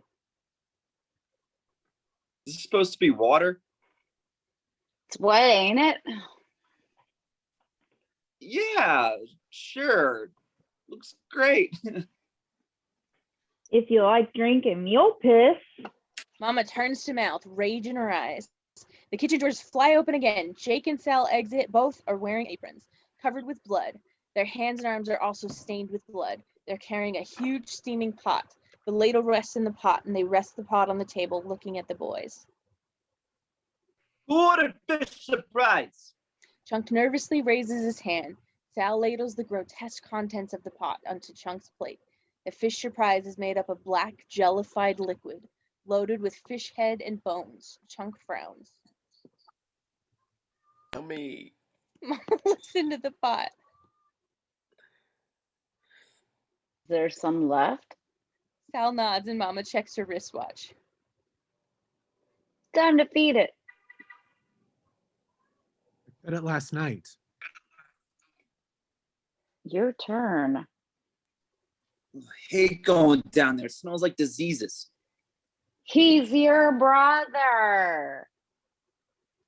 Now get going before it gets cold. Jake reluctantly walks to a crooked wooden door, opens the door. It leads into darkness. Jake enters. We hear him descend the creaky stairs. Chunk suddenly begins to cough horribly. He's choking on something. Brand shoots to his feet, grabs Chunk around his chest, giving Chunk the Heimlich maneuver. Chunk spits out a large pointed fishbone onto the table. Mama stares at Chunk, shaking her head, disgusted. Didn't your mama ever tell you, ma'am, please do not come running down 9th Avenue right now while we're in the middle of a reading, but also chew your bones. Chunk is still catching his breath. A nervous Mikey stands, bouncing on one leg. He looks at Mama. Excuse me, ma'am. Where's the men's room? Can't you hold it? Please. Downstairs to your right, and don't make any wrong turns. Mikey nods, trembling. He walks to the basement door and enters. Interior basement, a narrow corridor, dark, twisting, lined with damp stone walls. The stairs are made of rotted wood. They creak and groan with every step. Mikey arrives at the bottom. There's a long hallway, dimly lit by a few dangling bare bulbs. Mikey removes the map from his pocket and opens the maze, trying to find some sort of comparison. He suddenly hears bizarre sounds, growling, screaming. They echo from the hallway's opposite side. Mikey pauses, curious. He turns. He puts the map back into his pocket and follows the sounds. They lead him to a thick wooden door at hallway's end. Mikey stops. The sounds are louder here, more distinct. The growling continues, like an animal. It mixes with the rattling of chains. The door is open. A crack. Mikey peers inside. Mikey's point of view, a stone room resembling a jail cell. The room is empty, save for a tattered, stained mattress. It sits in the middle of the floor. A very large person sits in a dark corner. We'll call him Sloth. Only a large outline of his shadow is visible. Jake stands over, holding the pot of food. Sloth growls at Jake. He holds the pot out to Sloth. Jake speaks as if he were talking to a dog. Here, boy, you hungry? Want your supper? Sloth grunts, holds out two arms. They come into the light. The arms are thick, muscular, covered with curly brown hair. Torn, frayed shirt, sleeves hang from the arms. Heavy metal chains are attached to his wrists. They secure Sloth to the wall. His arms stretch out for the food, like a starving child. Mikey watches, eyes wide, shocked. Jake holds the pot inches from Sloth's fingers. No, you ruined it. You ruined it. Here, fella, this is what you want. You tender of it is. Sloth's hands try to grab the bowl, and Jake purposely drops the pot. It smashes on the floor. The fish and broth are sucked into the dry cement, and Sloth cries out. Mikey's eyes are sad. Sympathetic, Jake feigns pity. Oh, poor boy. Sorry, fella. Maybe tomorrow night. Well, what do you know? Mama never lets me finish anything. Sloth whimpers. With a sadistic giggle, Jake turns to exit the room. Mikey quickly hides behind the door. Jake walks back upstairs and Mikey peers out from behind the door. Seeing the coast is clear, he walks out. Mikey looks back into the room. Camera dollies into Mikey's face. He sees Sloth's face, but we don't. Mikey's face goes white. His eyes fill with terror and we hear Sloth growl at him. Ah! Mikey turns. He sprints off down the hallway and dashes back upstairs, scared to death. Back in the restaurant, Mikey rushes into the room and rejoins the boys at the table, still shaking, nervous. Mama delivers the check. Sal and Jake stand beside her. Mouth grabs the check, reads it, surprised. I am shocked, simply shocked. This is absolutely, positively outrageous. $28? They ask for what? On gourmet cuisine. But ma'am, we don't got that much between us. Even if we did, you wouldn't be getting a shilling from us. Get the scrambler. Sal disappears into the kitchen and the boys exchange frightened, puzzled glances. Mouth, maybe we better just give him the money. Hey, I got $10. That's supposed to last me all summer. I ain't gonna waste it on these funk balls. A loud buzz suddenly echoes from the kitchen. The boys squirm in their seats and Sal exits the kitchen. He's holding a stainless steel electric mixer. Two sharp metal prongs protrude from it, spinning wildly. Sal holds the mixer as if it were a gun. He walks towards the table and the boys are frozen, scared to death. Mama looks at Jake, motioning towards Mouth. Clockwork him. Jake walks to Mouth. He grabs Mouth by the sides of his head. With his powerful fingers, Jake holds Mouth's eyes open, similar to Alex's predicament in A Clockwork Orange. Sal moves the whirling mixer blades less than an inch from Mouth's eyes. They'll turn his eyeballs into mush. Mama gives him a sadistic smile.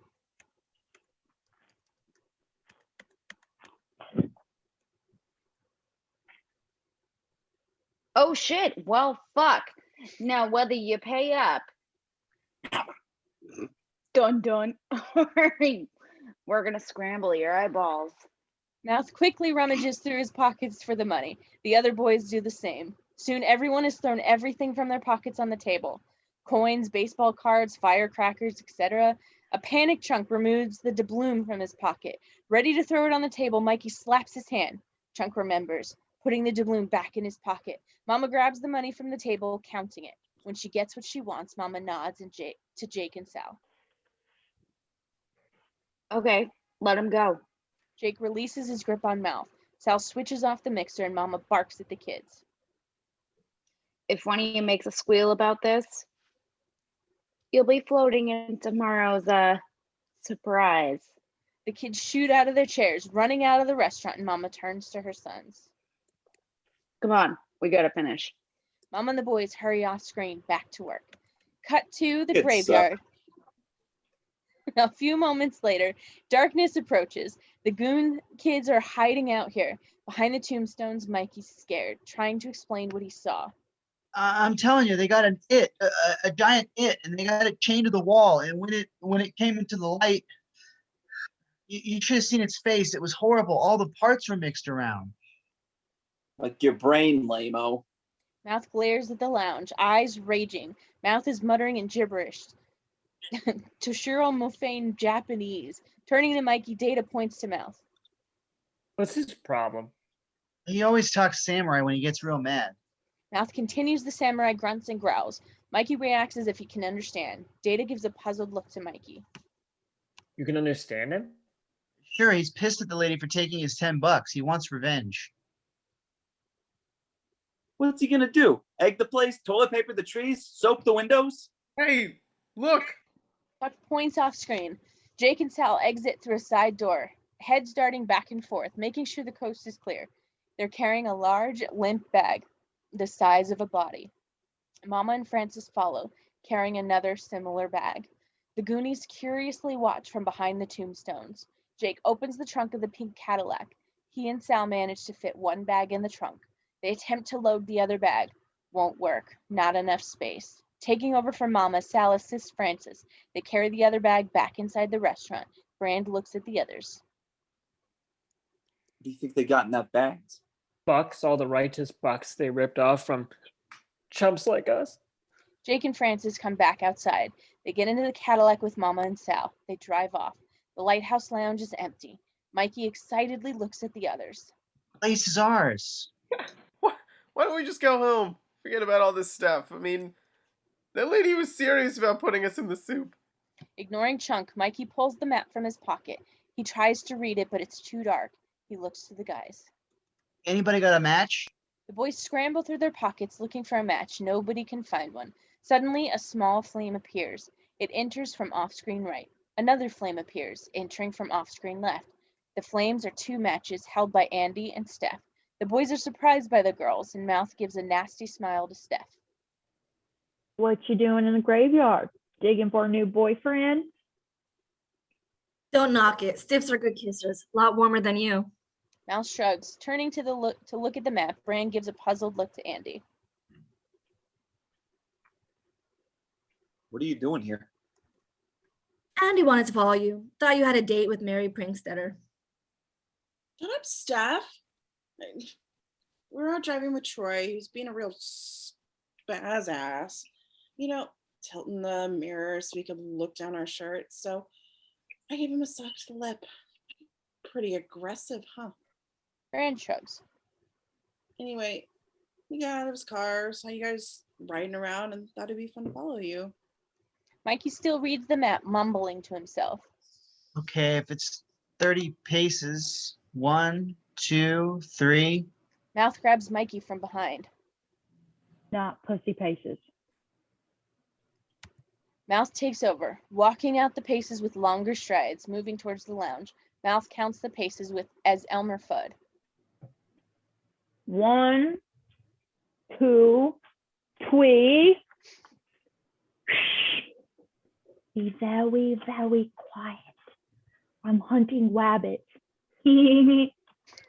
Mouth continues walking. The kids follow. Mouth arrives at the lounge door, trying to open it. It's locked. Mouth pauses. What to do? He smiles. An idea. He looks back at Chunk and Mouth smiles, doing his Jack Nicholson. Hey, Chunk. Got some naked Polaroids of your mom taking a bath.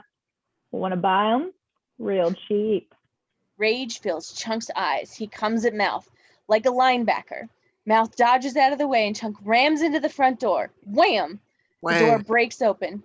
Chunk gets to his feet, brushing himself off. Mouth cackles. Thanks, Chunk. The Goonies enter the place. Mouth is still counting paces back to his Elmer Fudd impression. He strides across the restaurant floor. 28, 29, 20. This is it.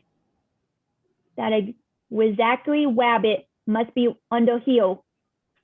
We got to get to the lowest spot. Mikey opens the basement door, motioning for the guys to follow.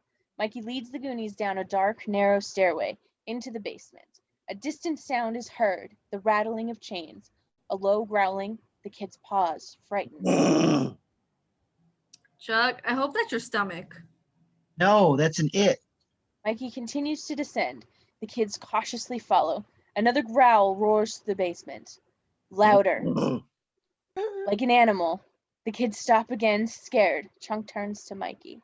Sounds like conch. No, some of it's human. The kids continue down the stairs. They arrive at the bottom and Mikey pauses, looks at the others. Come on, you want to see it? The kids shake their heads. No way. Don't worry, it's chained up. Mikey leads the kids towards Sloth's door. The frightened kids stay close together. They move slowly, carefully, eyes wide, scared.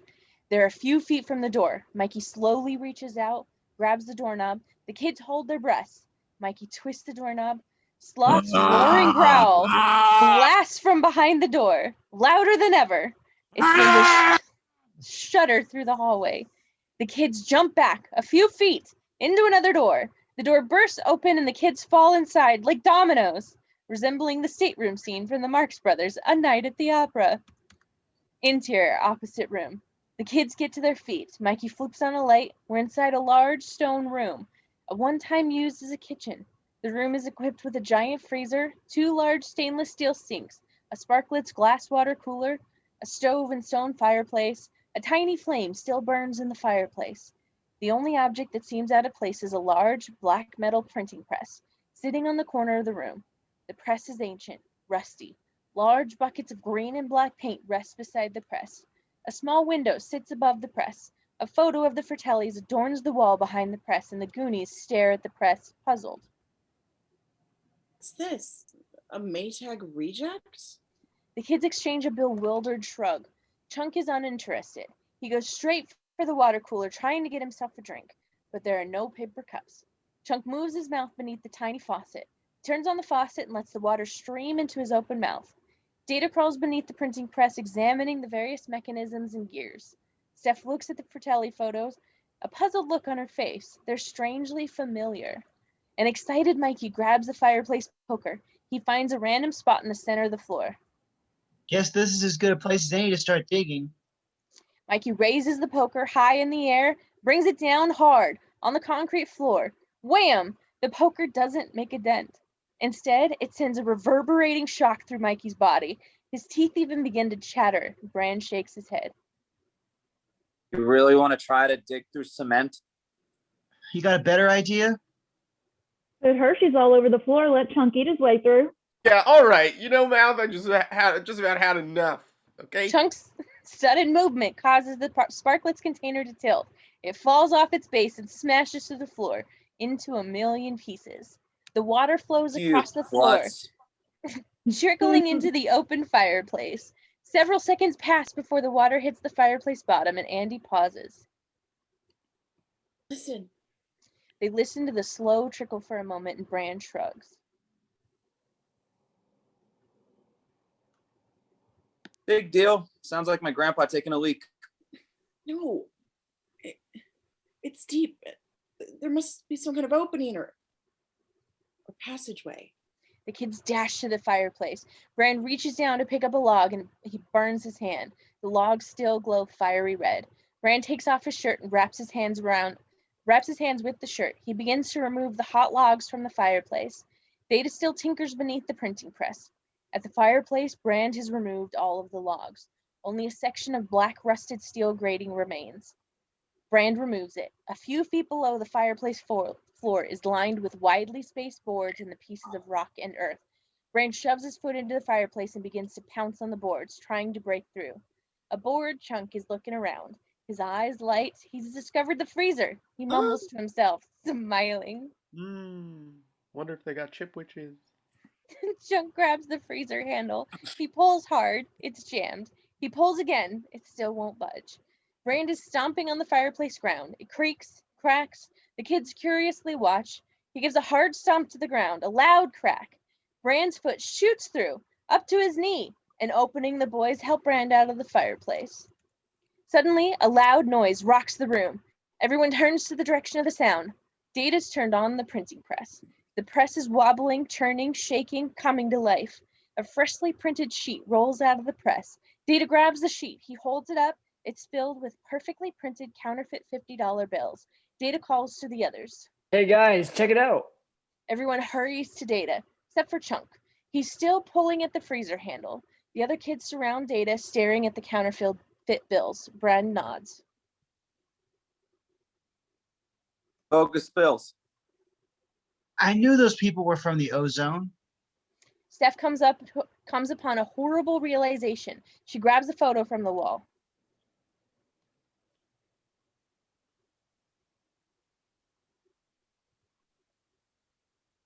Oh, shoot. Oh, God, I knew I recognized these faces. The Fratellis. Your relatives? Figures you don't read the papers. Their pictures are all over. They broke their brother out of jail today. He's this big counterfeiting expert. The chase went through town. Still pulling at the jammed freezer handle, Chunk calls back to the boys. See, you guys never believe me. And now look what we got ourselves into. Suddenly, the freezer handle snaps and the freezer door shoots open. A dead body stands there, frozen, eyes wide. It's one of the two men in dark suits we saw enter the restaurant earlier. The man is bound and gagged. An FBI badge is pinned on his lapel, a bullet hole through his forehead. The stiff is halfway zipped into a green plastic bag. The body falls forward and Chunk jumps back. The stiff hits the floor. Slam! The kids let out a simultaneous scream. They dash out of the room. In the hallway, the Goonies run down the hallway, frightened. They hurry to the upstairs stairway. Suddenly, a noise. The kids stop, dead in their tracks, at the foot of the stairs. Brand motions for them to shh. We hear the sound of voices, familiar voices. Mama, Jake, Sal, Frankie, back home. The kids pause, breathless. We hear the basement door creak open. The kids look up, the top of the stairs. The long, menacing shadows of Mama and the three boys appear on the wall, heading to the basement.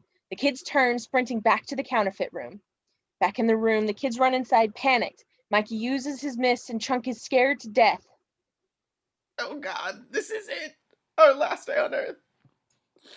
Mouth, do Barry Fitzgerald. Give us last rites. We hear the voices of Mama and the boys on their way to the counterfeiting room, and Mikey takes control. Look, the Hardy Boys always try to stay cool. They make some kind of plan. Chunk, put that back where you found it. No way! I ain't touching nothing dead. I had to kiss my Aunt Betty in the coffin. That was enough. Mikey and the kids rush over, assisting Chunk with the body. Chunk stands in front of the body, the kids standing back, lifting the body upward. The voices of Mama and the boys are getting closer. In the passageway, the kids continue to move forward. The passageway has gotten larger, wider. The kids can now walk through it. But it's getting darker. Brand lowers the cigarette lighter, looks back, frustrated. Too dark. I can't see anything. Data opens his yellow vinyl backpack. The blanket is filled with various amazing gadgets. Video wristwatches, a cassette radio, everyday batteries, a tiny video camera, and various other electronic gizmos. Everyone stares at the high-tech goodies and Data smiles. My dad gets a lot of free samples from other radio pit stores. What's this do? Mikey turns his on. The words Looney Tunes and Merry Melodies appear on the watch screen in color. The familiar cartoon music rings out of the tiny speaker. Data gives a video watch to everyone. He removes the portable video camera and flips to a bright light above the camera. He looks at the others. If somebody walks in front of with the camera, the rest of us can watch everything on here. Mouth grabs the camera and imitates Jacques Cousteau. I, Jacques Cousteau, had the experience. I have filmed the evaluation expedition of my ship, Calypso. Mouth moves forward. The kids follow. The camera light guides them through the dark tunnel. The kids keep their eyes glued to the video watches. They round a corner and come to an odd sight. A large cluster of twisting metal pipes runs along the cavern ceiling. The rusted pipes dangle a few feet and they're obviously connected to something several feet above the surface. Steph nudges Mouth. Your old man's a plumber. What kind of pipes are these? Ah, it is the infamous and treacherous pipe de water. Water pipes? Hey, you think if we started banging on them, somebody upstairs might hear? Mouth gives a nod. He rests the camera on the ground and pulls a wrench from his pocket. The other kids pick up rocks from the ground and they begin to rap on the pipes. Cut to the Hillside Country Club. Hillside Residents Private Club. Several expensive foreign cars are parked in the lot. Inside the club, even more stuffy than its exterior, we cut to the various sections of the club. An aerobics class, the swimming pool, the club bar, the indoor tennis court where Troy and his friends are playing a match. The distant banging of the pipes echoes through each section of the club. The club members pause, listening, puzzled by the sounds. In the passageway, the kids continue to pound on the pipes. Brand is getting bored. He begins to pull on one of the pipes and the other kids see what he's doing and follow his example. Each person takes a hold of an individual pipe. They pull and tug with all of their strength and Mouth uses his wrench to unscrew one of the pipes. In the country club, again, we cut to various sections of the club. The banging has now turned into bizarre groaning and squealing, a creepy, almost unearthly sound. The club members exchange frightened looks. In the passageway, the kids are going wild, swinging, hanging from the pipes, using all of their adolescent athletic abilities. Brand hangs upside down from one of the pipes. Andy swings from pipe to pipe, not unlike a gymnasium's parallel bars. Mouth still works hard at unscrewing the pipe. In the country club showers, finished with his tennis match, Troy enters a section of showers. He turns on the water and begins to soap himself. He reaches out to turn down the cold water before his hand can touch it. The spigot is pulled into the wall. Troy pauses, puzzled. He reaches out for the hot water spigot. Whoosh! It's sucked into the wall. Troy steps back, frightened. The shower-headed nozzle above him is pulled into the wall. Troy looks around. Suddenly, one by one, all of the shower heads disappear into the wall, pulled by some mysterious, unseen force. Troy dashes out of the shower room, scared to death. In the passageway, the various pipes now hang several feet lower, twisted and tangled out of proportion. Many of them are leaking and spewing water. The kids still pull and swing on from the pipes. At the country club, the parking lot attendant counts his tip money. He pauses, seeing a shocking sight. All of the sprinkler systems are pulled into the grounds. In the country club bar, the bartender makes a drink for a stiff customer. The bartender reaches for the water nozzle. The nozzle pulls back. The bartender wrestles with the nozzle as if he were trying to catch a giant fish. Finally, the nozzle snaps out of his hand and is sucked into the bar. The bartender and customers are shocked to see all of the spigots and faucets pulled beneath the bar. At the tennis court, a tennis player pauses. Getting a drink from a court and fountain, the player moves his lips to the fountain. The entire fountain is pulled into the ground, disappearing beneath the court. The tennis player backs away, scared. In the passageway, the pipes are a tangled mess of leaking, spraying water. Several shower nozzles, water fountains, and various spigots have been pulled underground, but the kids have given up, thinking they've had no contact with the outer world. Only Mouth still works at unfastening the pipe. The pipe finally breaks and Mouth smiles. He looks up into the pipe's tiny hole and sees a woman's face at the top. He's looking through a drain pipe. The woman is brushing her teeth. Mouth is ready to shout for help, but the woman spits into the sink. A white glob splatters Mouth in the face. Mouth pauses, wiping the goop from his face. He gives an angry scream into the pipe. In the country club bathroom, the woman hears the scream. It echoes through the room. The pipe distorts the scream, making it sound like some horrible sound from hell. The woman turns, dashing out of the club, scared out of her wits. In the tunnel, the kids look at each other, out of breath, sweating, defeated. Brand shakes his head. Geez, you think somebody would have noticed? In the country club, all of the customers run to their cars, screaming, panicked, frightened, as if the place was haunted. The cars squeal out of the parking lot.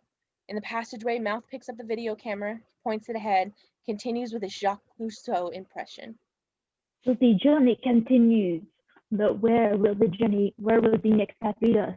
What dangers await us? What? Mouth moves ahead through the dark tunnel, continuing with a Jacques Cousteau impression. The kids follow, leaving the leaking mess of pipes, fountains, and shower heads behind them. Cut to... And that's where we'll pause and take a break. Whew. Nice job, Kate. Nice, Kate. Thank you. Yeah. This is very pre-COVID. I'm like horrified that she spit on his face. Seriously.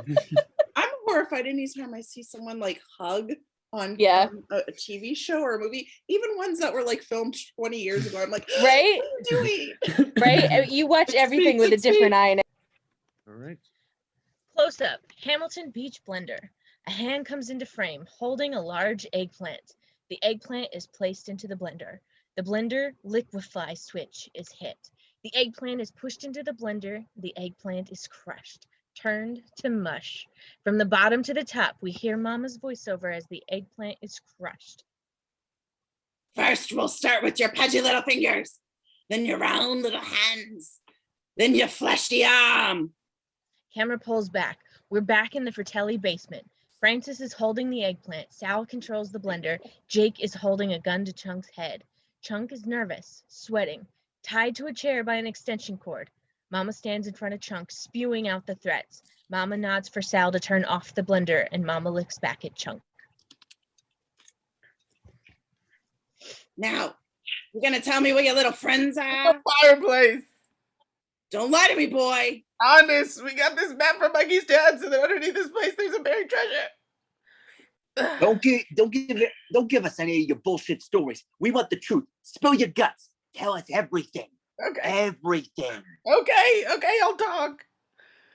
In the 3rd grade, I cheated on my history exam. In the 4th grade, I stole my uncle's toupee and glued it on my face when I played one of the wise men in art school Christmas play. In 5th grade, I pushed my brother down the stairs and blamed it on the dog. And in the Mama and the boys just look at each other. They can't even get a word in. Cut to the passageway. The kids hurry through the passageway. The tunnel continues to get larger, wider. The ceiling is more than 20 feet high. Mouth walks ahead, still holding the camera. Mikey's reading the map. He notices a painted skeleton on the tunnel wall.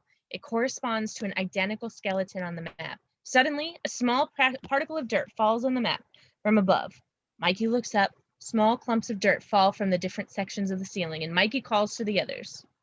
Hey, look. Mouth points the video light upwards, and everyone stares at the crumbling ceiling.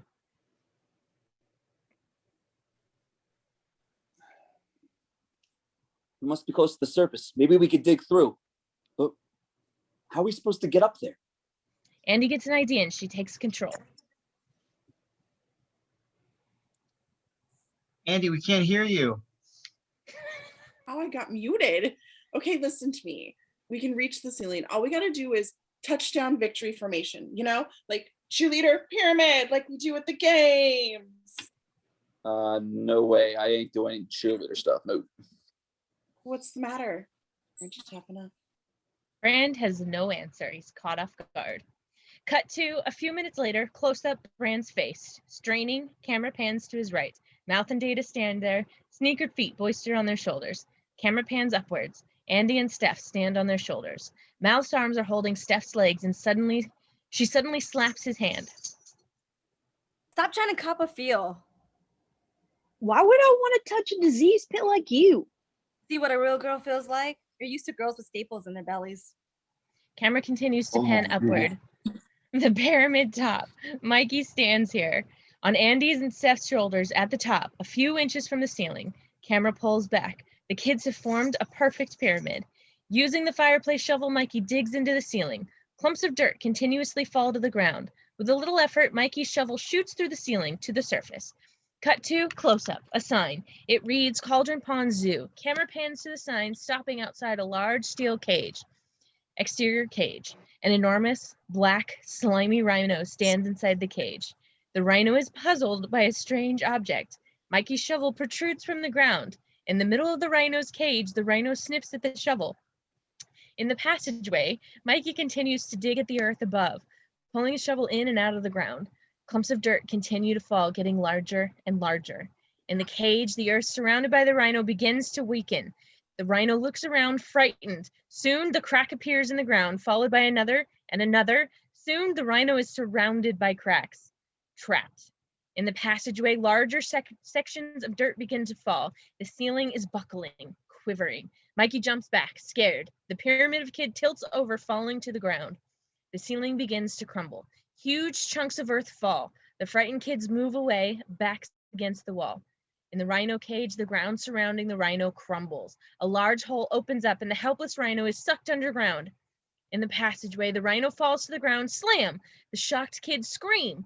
The rhino gets to its feet, catching its breath, and the rhino sees the kids. He growls. The kids turn and run, dashing further off in the tunnel. The rhino chases after the kids, snorting, puffing, its pointed horn ready to spear anything in its path.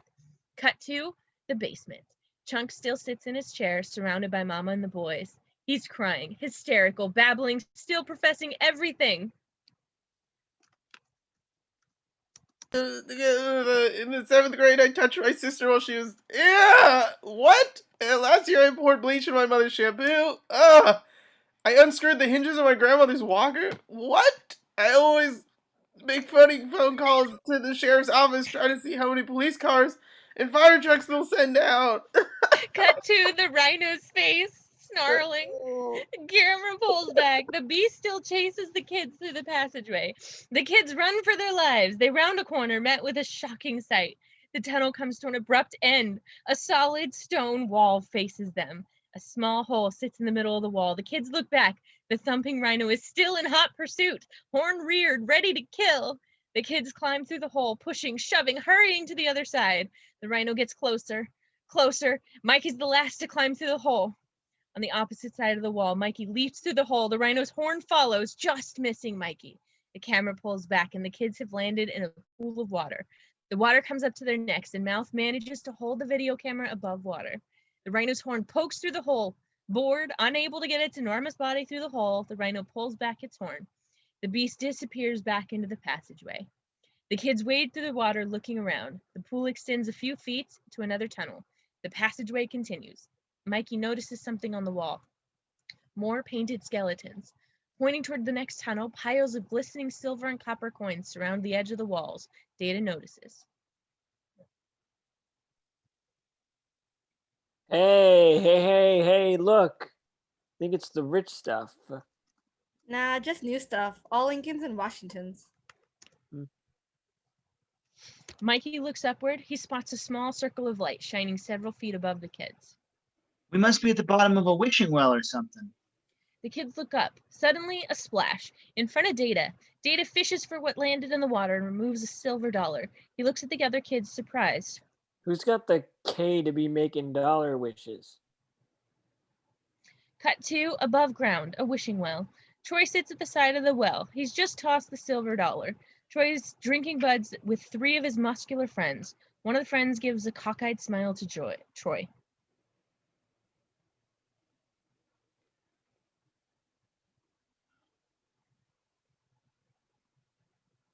What'd you wish for? To make it with Andy. Suddenly, the silver dollar flies back out of the well, hitting Troy in the head. He glares down into the well. Hey, who's down there? In the wishing well, Brand gives an angry look upward. Costello, is that you? This is Walsh. How about sending down the bucket and rope? We're stuck down here. The wishing well, Troy smiles at his friends. He shouts back into the well. Okay, Walsh, I'll send down the rope. Tomorrow. Troy gives an evil giggle. I like that the villain giggles. He unfastens the bucket of rope from the well. He tosses it away in a section of bushes. In the well, Andy calls up. Come on, Troy. I'm down here too. Troy rubs his lip while Andy slugs him. He shouts down the to her. Hey, Andy, wasn't very nice of you to go hitting me like that. Maybe, well. Apologize. Apologize? You deserved what you got. Brand smiles, impressed by Andy's toughness. Outside the well, an angry Troy screams back. Yeah, well, you deserve what you got, too. Looks like you finally sunk low enough to be a Goonie. He forces a cackle. He turns and walks away with his friends. In the well, Andy raises her arm out of the water, shaking a clenched fist at Troy. Troy, get back here, you sleazeball! As Andy shakes her fist at Troy, Mikey notices several black spots on her arm. Mikey examines the spots closely. He's shocked by what he sees, and Andy continues shouting. Troy, get back here, you scum-sucking slug, you slimy little... Leech!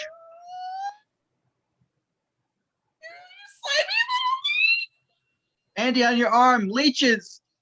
Andy looks at her arm. The countless black spots are actually small, black, slimy leeches. The kids panic and they dash out of the water, into the next tunnel. Everyone is covered with little bloodsuckers. The kids are in a frenzy, helpless. Andy tries to shake the leeches from her arms and fingers. Brand tries to pull off the leeches. Mikey tries to dance off the leeches. Nothing works. The leeches are stuck. Data thinks fast. Opening his yellow vinyl blanket, he removes a medium-sized 20-volt battery. He hurriedly connects 2 wires to the battery. Data runs the edge of the water pool. Data keeps his feet in the shallow section. He inserts the end of the battery wires into the water. The wires spark. A low-voltage shock surges through Data. The leeches fall off his body. Electrocuted, Data motions for the others to join him. As each person steps into the water, Data inserts the 2 wires. A success! The device removes the leeches from everyone. Only Andy and Steph remain. Andy steps into the water. She gets her electric shock. A smile slowly appears on her face. Her knees buckle. Weak, she emits a sigh, followed by a tiny squeal. The same thing happens to Steph. Once they're out of the water, Andy whispers to Steph. Got all tingly. Me too. Just my luck. I'm in love with the pond. Cut to basement. Chunk is still crying his eyes out. Tears streaming down his face. Mama and the boys are listening, fascinated. He makes the last hysterical confession. But the worst thing I ever done, I mixed up this fake puke at home, and I went into this movie theater, and I hid the puke in my jacket, and climbed into the balcony end, and I made it sound like this. And then I dumped it over the side on all the people in the audience, and then the people started getting sick, throwing up all over each other. It was horrible. I never felt so bad in all my life. Sal smiles and turns to Mama. I'm starting to like this kid. We and him think alike. Mama gives Sal a slap to the head. Cut to the passageway. The kids are again walking through the tunnel. Mal still leads with the video camera, and the kids turn a corner. They've entered a small cavern. Here, the passageway comes to another end. Mal spots something on the ground, a treasure chest. It's embedded in the ground. Only the top door of the chest is visible. It's wooden, nearly 6 feet long, over 4 feet wide. A steel handle protrudes from the center of the chest. One of the map's skeletons is painted on the chest. Mikey opens the map, looking for this location on the map. When he finds the corresponding skeleton, Mikey sees a riddle written on this location. Mikey points the riddle to Mouth, and Mouth reads in Jacques Cousteau.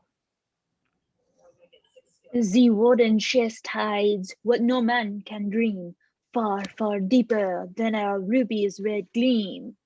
A look of excitement fills Mouth's eyes. He looks at the others, still imitating Cousteau. So, my fellow crew members, we have found it, yes? The chest of wealth? The chest of dreams? The chest of... Shut up with that stupid impression. Mal shrugs. He begins to pull at the chest door. Mikey is studying the map, and the map's path continues past this point. Mikey's worried, cautious. He calls to Mouth. Alf, maybe you better not. The treasure chest door pops open. The chest is a dummy, a trick. Instead of opening to a chest, it opens into a deep pit, nearly 100 feet deep. Before the kids can react, the floor beneath Mouth shoots upward, spring-loaded, like a jack-in-the-box. The floor sends Mouth flipping over, doing a somersault in midair. He flies into the open hole. In the hole, Mouth falls. The video camera flips around, pointed towards him. In the passageway, Mouth's screaming face appears on everyone's TV watches. We see him falling backwards down the hole. The walls shoot in the background. Everyone's TV watches go fuzzy. Mouth screams come to an abrupt stop. Everyone exchanges a stunned glance. There are no sounds from the hole. Steph walks up to the hole, calling to the blackness. Mouth? Mouth? No answer. Complete silence. The kids exchange a horrified glance. Steph turns, tears fill her eyes. Okay, maybe he was kind of obnoxious. Maybe he was a Frito face, but he was the first guy I ever kissed. Steph embraces Andy, crying. The boy's eyes fill with tears, speechless. Mikey composes himself, wiping away the tears. I think we should, say something special, kind of like in honor of him. Let's sing his favorite song. Everybody agrees. Data snaps his fingers. The kids begin to sing a slow, teary-eyed rendition of Prince's 1999. If you can't come to party, don't bother knocking on my door. Well, knocking on my door. I got a line in my pocket. And maybe he's ready to roar. Say 2000 party over. Oops, at a time. So I'm gonna party like it's 1999. The kids continue singing the chorus. Suddenly, another voice joins in. Brand pauses and motions for everyone to stop. There's only one voice left singing. It's Mouth. His voice echoes from everyone's tiny wristwatch speakers. The kids look at their watch screens, and the image is still fuzzy. Mikey dashes to the hole and shouts down. Mouth! In the hole, Mouth has landed on a huge green membrane. Bouncy, rubbery, very sticky, like a giant outstretched piece of chewing gum. The membrane is attached to the sides of the walls. Mouth lies on his back, hands and feet stuck to the membrane. The video camera rests beside him, its lens covered with the gooey substance, but the camera's red microphone light still flashes, enabling Mouth to communicate with the kids. He's still singing. So tonight I'm gonna party. Mouth? Hello, Calypso. I have landed in this jelly-like substance. In the passageway, Steph gives a relieved look to Andy, and Mouth still talks. It is like a combination of Jell-O and, how do you say, bubble gum? Mouth lifts his hand. The membrane moves with him, stuck to his hand. The substance is very thin. Mouth tries to move his legs. No good. Mouth twists and turns, trying to break free. This puts too much force on the membrane, and the edges surrounding Mouth begin to tear. Mouth panics. In his own voice, Shit! It ain't holding! In the passageway, everyone looks at each other, worried, scared. In the hole, the edges of the membrane are getting very thin. Mouth is scared, nervous. The sides of the membrane snap. The membrane tears open and mouth falls through, disappearing in the black ocean of bats. Hundreds. They shoot upwards through the membrane opening, free. In the passageway, loud squeaking, the heavy flap of wings echo from the hole. The kids pause, listening, puzzled by the oncoming sound. What's that? Another one of Mouth Goofy's impression. The sounds get closer, louder, creepier. Too weird. Too loud. Getting closer. Hundreds of bats blast out of the Whoa. hole, flying into the basement. The bats attacked, frenzied, pulling at hair, clutching onto clothes. Everyone screams, arms waving, helpless. The kids duck for cover. The bats eventually move on, continuing to fly, back through the passageway. The kids get to their feet, brushing themselves off. The bats fly through the rest of the passageway, moving forward. We see them fly through the wishing well, moving past the puzzled rhino through the potter's field. Cut to the basement. Mama squeezes the fat on Chunk's double chin, hard. Mama's eyes are filled with fury. She stares at Chunk. Look, kid, if I still ain't heard what I wanted, now where are your friends? I told you, in the fireplace. They took out the logs, then the grating, then they crawled into some secret passageway. Then they get the grating and the logs back and started up the fire from inside. Yeah, right. Just like that. Mama releases her grip, disgusted. She turns to Sal. Hit puree. Sal grabs the blender and he hits the puree button. The blender starts with a deadly whir and Mama looks at Chunk. Now, do I get the truth or do you get juiced? Chunk stares in horror. Mama nods to Jake. He grabs Chunk's hand, forcing it to the top of the blender. Chunk screams, crying, hysterical. Jake begins to push Chunk's fingers toward the sharp, swirling blades. Chunk struggles. Mama and Francis hold him down. Chunk's fingers are less than an inch from the blades. Suddenly a noise coming from the fireplace. Everyone turns. The logs literally blast from the fireplace. The grating pops out, bouncing across the floor. The bats shoot out of the fireplace. Many of their wings ablaze. Some of the bats are on fire. They fly through the room. The bats fly upward. Where it's darker, they cluster together on the ceiling. Francis rushes to the fireplace. He peers into the opening. Kid's not shitting. Mama opens the kitchen cupboard. What should be filled with kitchen utensils is filled with guns. All types. Pistols, rifles, magnums. Mama grabs a pistol and she looks at the boys. If we find those kids, remember, no witnesses. We'll get the air out of their Calvins. Chunk stares, frightened by what he's heard. Mama points the pistol at Chunk's forehead, ready to shoot. She pauses, moving the gun. Maybe we better keep him alive, just in case he's lying. Put him in with your brother. Chunk gives a nervous nod.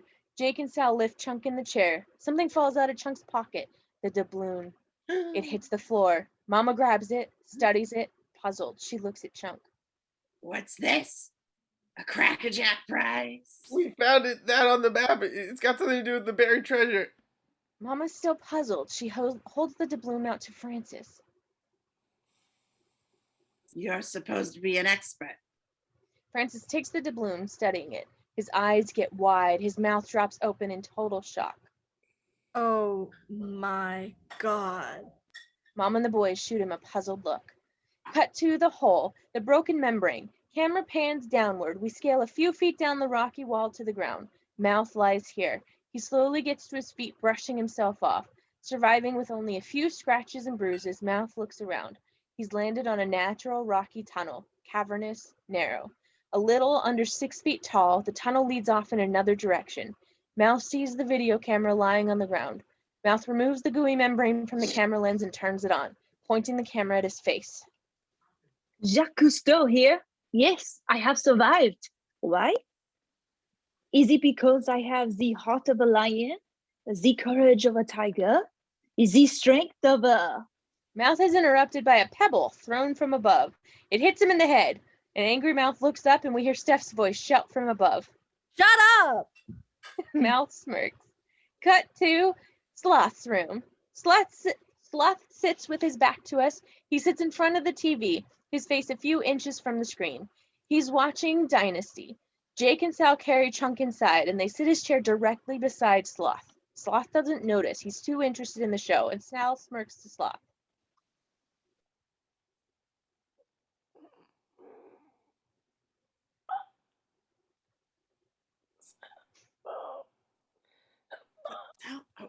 Hey, don't sit so close to the TV. It'll screw up your ammo.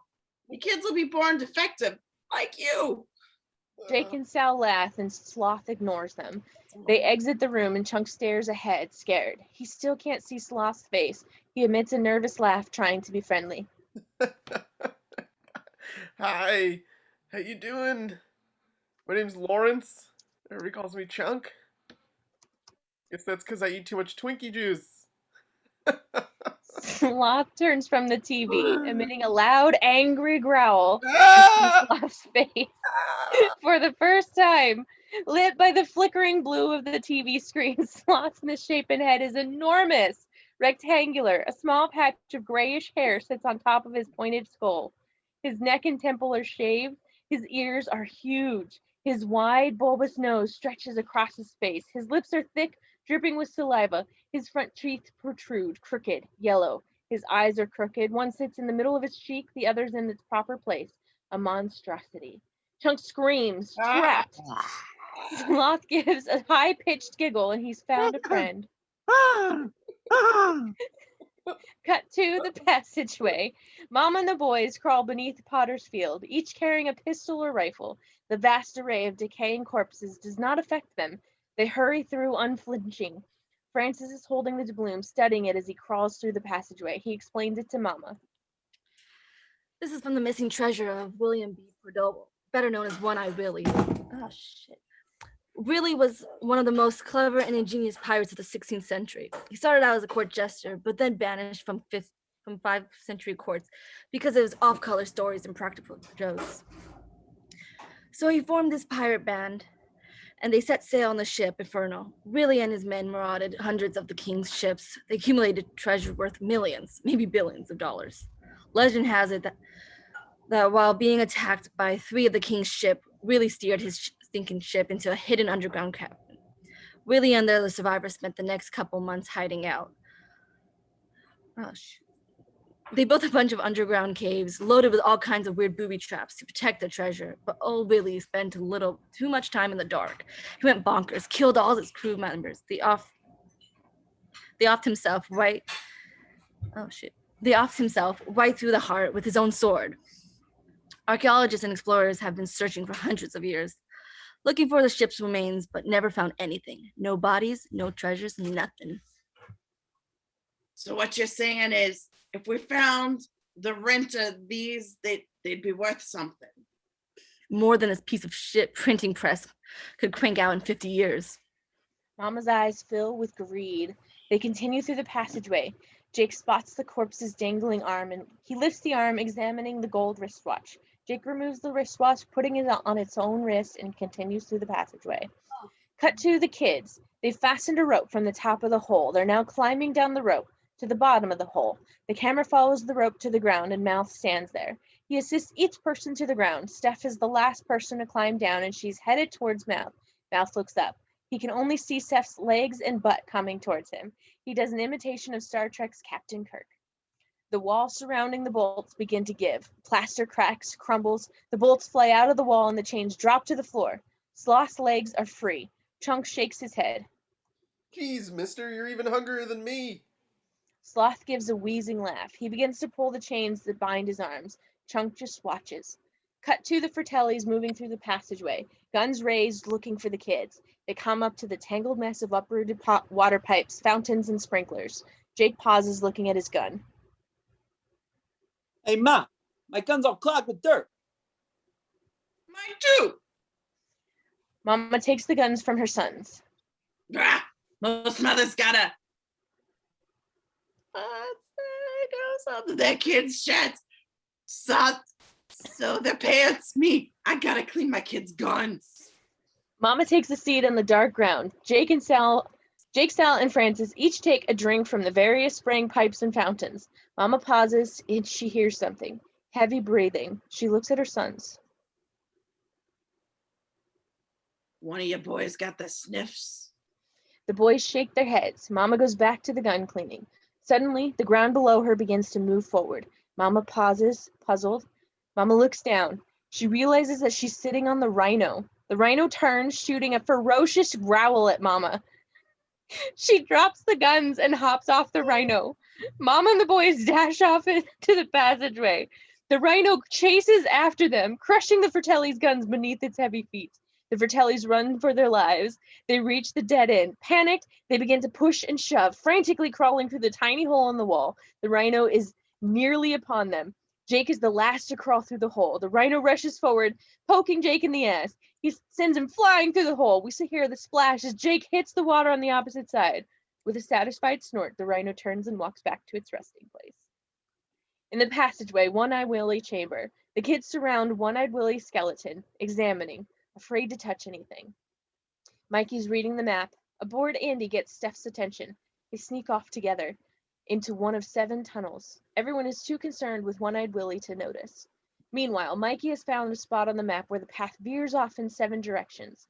Another Spanish riddle is written here, and Mikey points it out to Mouth. Mouth examines the phrase and translates, the voice of Peter Lorre.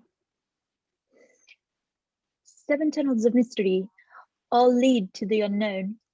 But to travel correctly, tickle One-Eyed Willie's funny bone. Everyone turns to the skeleton, looking for the funny bone. In the tunnel several feet ahead, Andy and Steph move through the tunnel. Without a flashlight, they round a few sharp corners of the maze.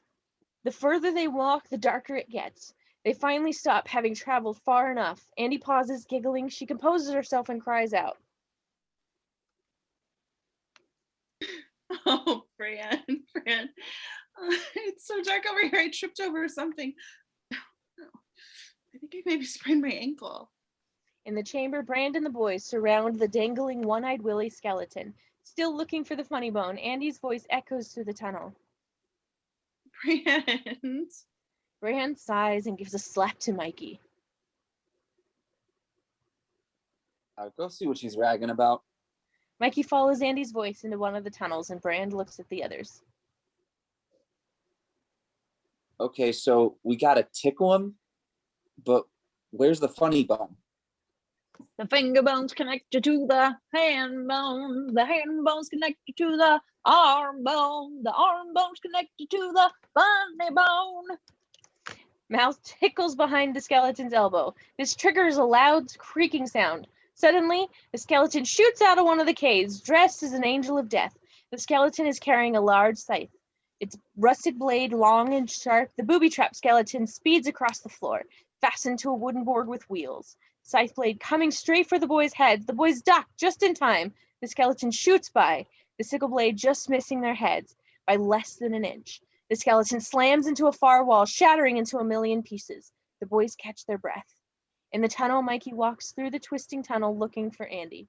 She crouches a few feet ahead at the edge of the dark corner, waiting. Steph watches. In the background, Andy calls again. Brand, hurry! Andy hears footsteps coming her way. She exchanges a smile with Steph. The footsteps get closer. Mikey rounds the corner. Andy wraps her arms around him. In the darkness, Andy mistakes Mikey for Brand. Andy kisses Mikey. A long, passionate, open-mouthed kiss. Steph watches, realizing that it's Mikey. She hides her laughter. Andy finally stops. She leans against the wall, out of breath, eyes closed in dreamland. A giant smile covers her face. Oh, Brand. You never kissed me like that. Never. A startled but ecstatic Mikey doesn't say a word. He looks at Steph and she gives him a wink. She won't divulge his secret. Mikey turns, he moves back to the boys. Andy opens her eyes and gives a questioning look to Steph. Think that was aggressive enough? Mm-hmm. Only next time, you gotta kiss them with your eyes open. It's a whole different experience. Steph pulls Andy's arm. They move back into the chamber. In the chamber, the boys still sit in front of the One-Eyed Willie, shaken, puzzled, trying to figure out where the funny bone is located. Now, No, we got to be careful. We just can't tickle anywhere. Wouldn't the funny bone have something to do with laughing? You know, something that makes you smile, like around you or here. Data points to the skeleton's jaw. The boys shrug. It's worth a try. Data slowly reaches out, cautious. He tickles the skeleton's jaw. It triggers another creaking sound. Suddenly, two wooden gates swoop up from beneath the floor. The gates are covered with protruding razor-sharp daggers. They're coming together. Like two clapping hands, the deadly gates are headed for the boys, moving to sandwich them. Damn it, Travis! The boys leap back, just in time. The gates snap together. Wham! Daggers intertwine. Brand's shirt sleeve is caught on one of the daggers. He rips it free. The boys catch their breath, terrified. Mikey enters the chamber, followed a few seconds later by Steph and Andy. They see the gate of daggers, puzzled. What's going on? The only way out of here is tickle his funny bone, but we can't find it. Piece of cake. Steph reaches to touch the skeleton. The boys cry out and Steph pauses. Be careful, he's booby trapped. If he touched the wrong thing. I know what I'm doing. If you want a reaction out of a guy, there's only one place to try. Steph reaches down. She grabs the skeleton's crotch. A moment passes. A creaking sound. The boys brace themselves for another booby trap scare. But this time, One-Eyed Willie's body contorts. The chain holding the skeleton's right arm begins to move. Slowly, the arm raises. It stops in midair. The arm's finger points to one of the tunnels, the correct path. The boys congratulate Steph and she shrugs. Figured what works today must have worked 500 years ago. The kids hurry into the tunnel and Andy tries to grab Brand's hand and he snaps at her, sweat covering his brow. Don't stand so close. Give me room. I need room. Mikey pulls Andy aside. He points to Brand, whispering to her. He's starting to get closet photos. Claustrophobic. Right. We better find a way out of here soon or we're in big trouble. I'd rather see the closet photos. Brand wipes the sweat from his brow, his eyes getting wild, frantic. Cut to two giant hairy hands ripping the Almond Joy candy bar in two. Camera pulls back. We're back in Sloth's room. Sloth has torn his bindings from the wall. The fragments of the heavy chain still hang from his arms and leg. Chunk still sits beside Sloth, tied up. In his chair, Sloth gobbles down half of the candy bar. He pauses and puts the other half into Chunk's mouth. Chunk happily chews. Sloth walks towards Chunk, his dark shadow towering over Chunk. Sloth's arms reach out for Chunk and Chunk panics, thinking he's gonna be killed. Wait, please, don't. Sloth grabs Chunk by the shoulders. Sloth pushes Chunk in the chair, up in the air, until their faces are the same level. Chunk is still frightened, and Sloth leans forward and kisses Chunk. On the lips. No. Harmless, gentle kiss. Sloth's expression of friendship. Sloth leans back and giggles, and Chunk grimaces. Man, you smell like PE. Sloth drops Chunk. Chunk and the chair hit the floor. Smash! The chair breaks into several pieces. Chunk gets to his feet, free. Chunk brushes himself off, and Sloth grabs Chunk's hand. Hey, what are you doing? Sloth pulls Chunk out of the room. Cut to the hole leading into the lower tunnels. Mama, Jake, Sal, and Francis are climbing the rope, moving towards the bottom. They're soaking wet, their bodies covered with leeches. Mama's becoming nervous, angry, eyes raging.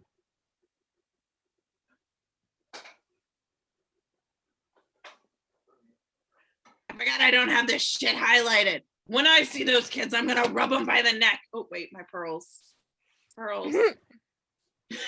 One by one, and rip open the friggin' throats with my bare hands.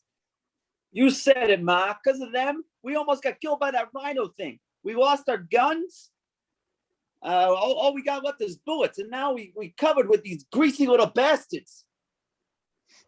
Hey Jake, leeches ain't so bad. In the medieval times, doctors would put leeches on people to get the blood.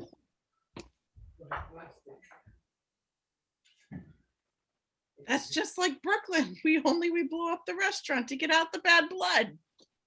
Shut up and keep moving. They continue climbing down the rope. Cut to the passageway. The kids are still trudging through the maze-like tunnel. It continues to get lower, becoming smaller, narrower. Data still leads, holding the video camera. Brand is covered with sweat, complaining, extremely nervous. All we keep doing is getting lower, and everything's getting smaller and smaller. Come on, faster. Can you walk faster? You guys always gotta walk so close. Give me room. Uh-oh, he's getting that elevator look in his eyes.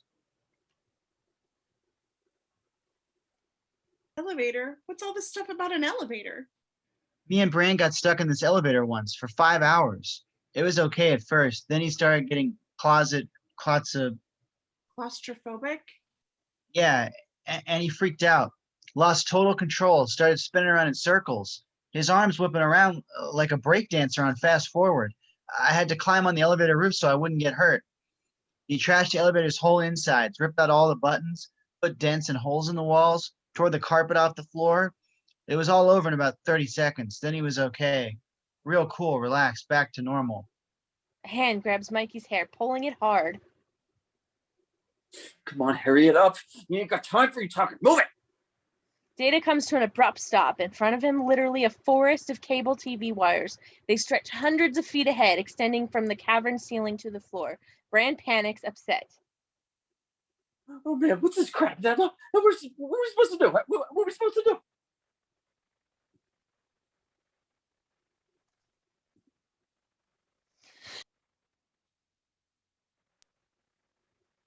Damn it, Travis. Shoot.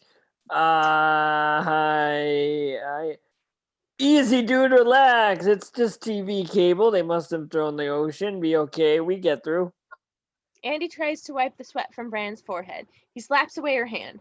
Data leads the kids through the tangled mess of cable TV wire. Because of their small size, the kids can move fairly quickly through the twisted cables. But Brand is getting more claustrophobic, more nervous, more jittery.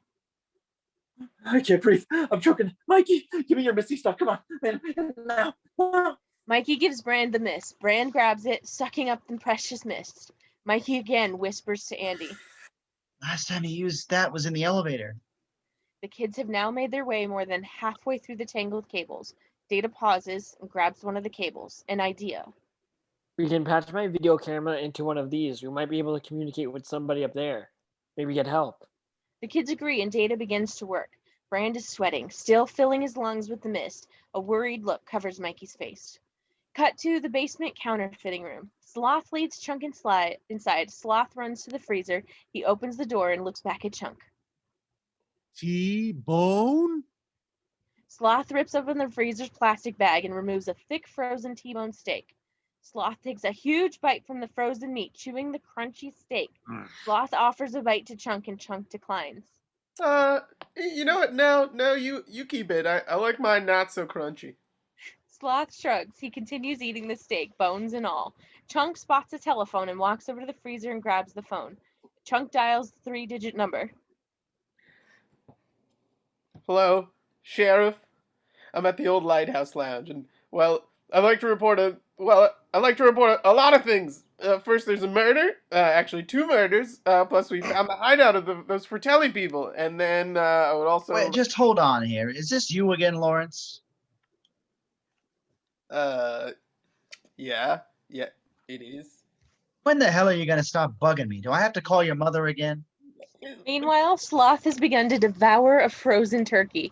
He rips the turkey apart. One of the legs flies out of Sloth's hands, bouncing into the fireplace. Sloth runs to the fireplace and Trunk tries to convince the sheriff. Sheriff, this time I'm telling you the truth. Yeah, just like the time you told me 50 Iranian terrorists took over every Sizzler steakhouse in the city. Okay, I'll admit that was a good joke. Sloth reaches into the fireplace hole trying to find the turkey leg. He notices the dark passageway. He looks into the blackness. Sloth emits a roar into the passageway, and the passageway echoes back with another roar. Sloth laughs. He roars again. Another echo answers back. Sloth laughs harder. He found another friend. Chunk still tries to convince the sheriff. Honest, Sheriff, you gotta believe me. Oh, I do? Just like that last prank about all those little creatures that multiply when you throw water on them. Chunk notices something. Sloth is climbing into the fireplace. Sheriff, hold on. Wait, get back here. Hey. Sloth continues to crawl into the fireplace, chasing his new friend. Wait, don't. Sheriff, hello? Shit. Chunk runs to the fireplace, following Sloth inside. Cut to the passageway, One-Eyed Willie cavern. Mama, Jake, Sal, and Francis enter. They pause, looking around. Francis examines One-Eyed Willie, recognizing him. Mama looks to the ground and sees the cluster of footprints. They all lead into one cave. A deadly, menacing smile appears on Mama's face. Cut to Data making the final adjustments on the video camera cable connection. An upset Brand screams at Data. What's taking you so long, huh? Can't you see we're losing air? Come on, hurry up. Brand takes another shot of the mist and Data finishes the connection.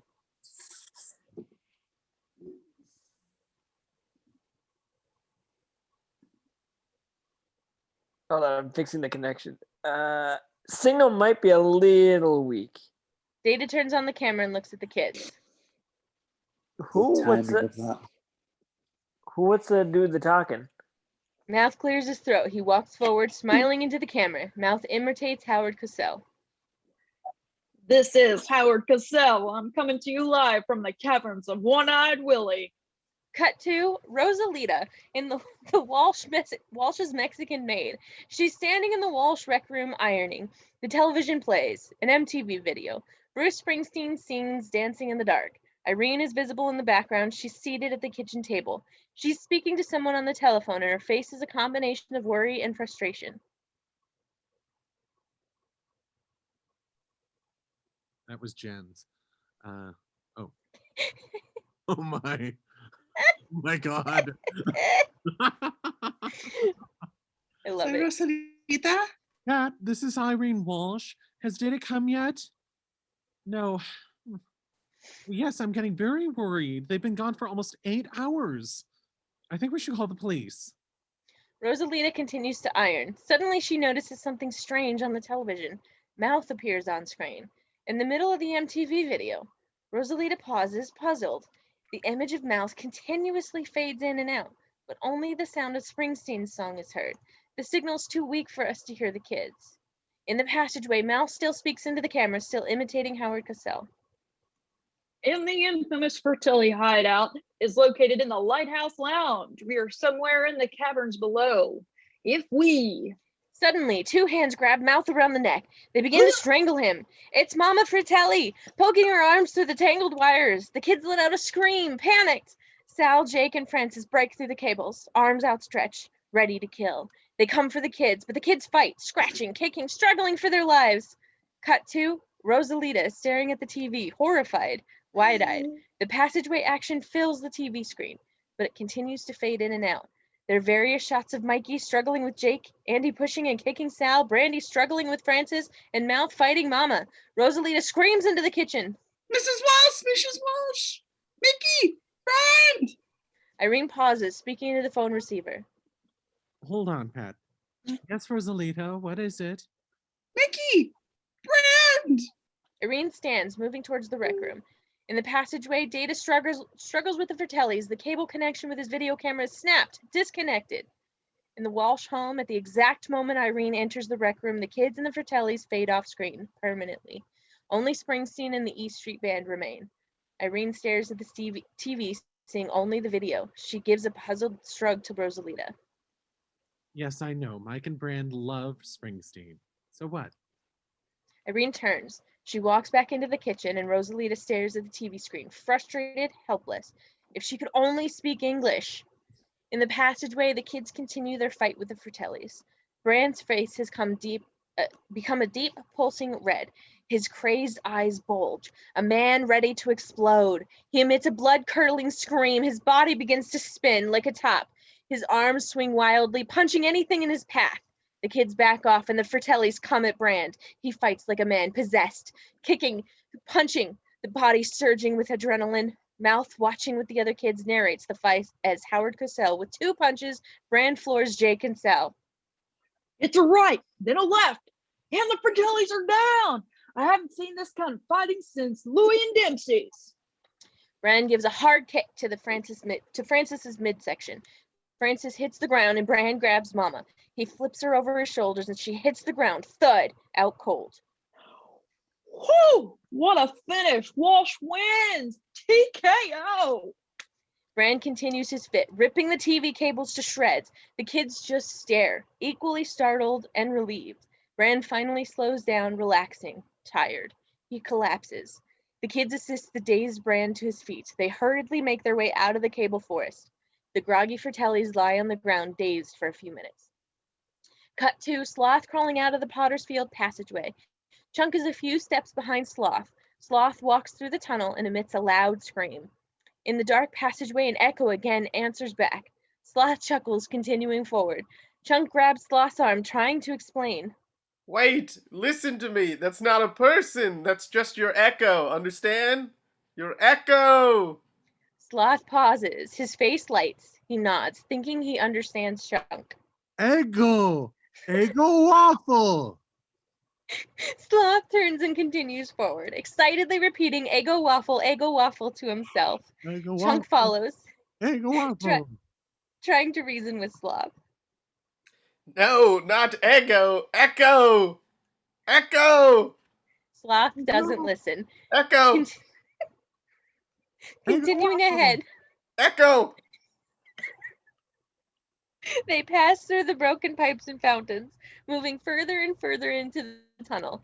Suddenly, a growl is heard. Sloth pauses. He turns. A frightened Chunk hides behind Sloth.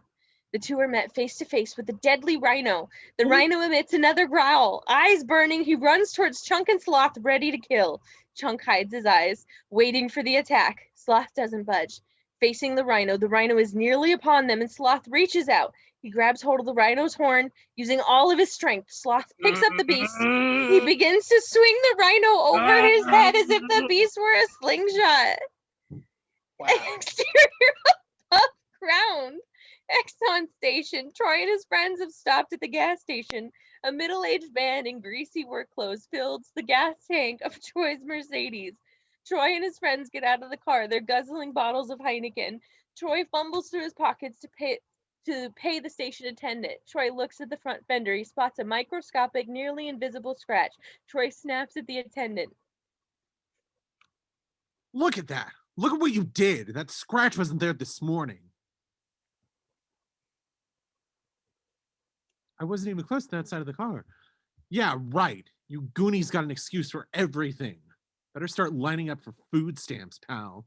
My old man's best friends with the guy who owns this place. You can kiss your job goodbye. The attendant gives a helpless, hurt look. In the passageway, Sloth continues to swing the rhino. When he gains enough momentum, Sloth frees his grips. The rhino flies upward. The incredible force sends the rhino crashing through the ceiling, because why not? The exhaustion. The rhino bursts out of the ground, flying high into the air. Troy, his friends, and the attendant watch. Their shocked heads tilting up to the sky. A few moments pass. The rhino falls back down directly on top of Troy's Mercedes. Well, that I can agree to. Smash, the car is destroyed, flattened like a pancake. Troy stares in shock. The station attendant chuckles. In the passageway, Sloth wipes his hands. He turns, continuing off down the passageway, still hungrily muttering, Eggo waffle to himself. Eggo waffle. Chunk follows. They disappear into the darkness of the tunnel. Cut to the Goonies. They've crawled out of the chamber. Camera pulls back. The kids have entered a large underground cavern. They run down a rocky incline. The incline overlooks a large body of water. The water continuously rises up and down, resulting from the crashing waves of entering the surrounding ocean. A large wall stretches to the ceiling. On the opposite side of the water, another larger tunnel is built into the center of the wall.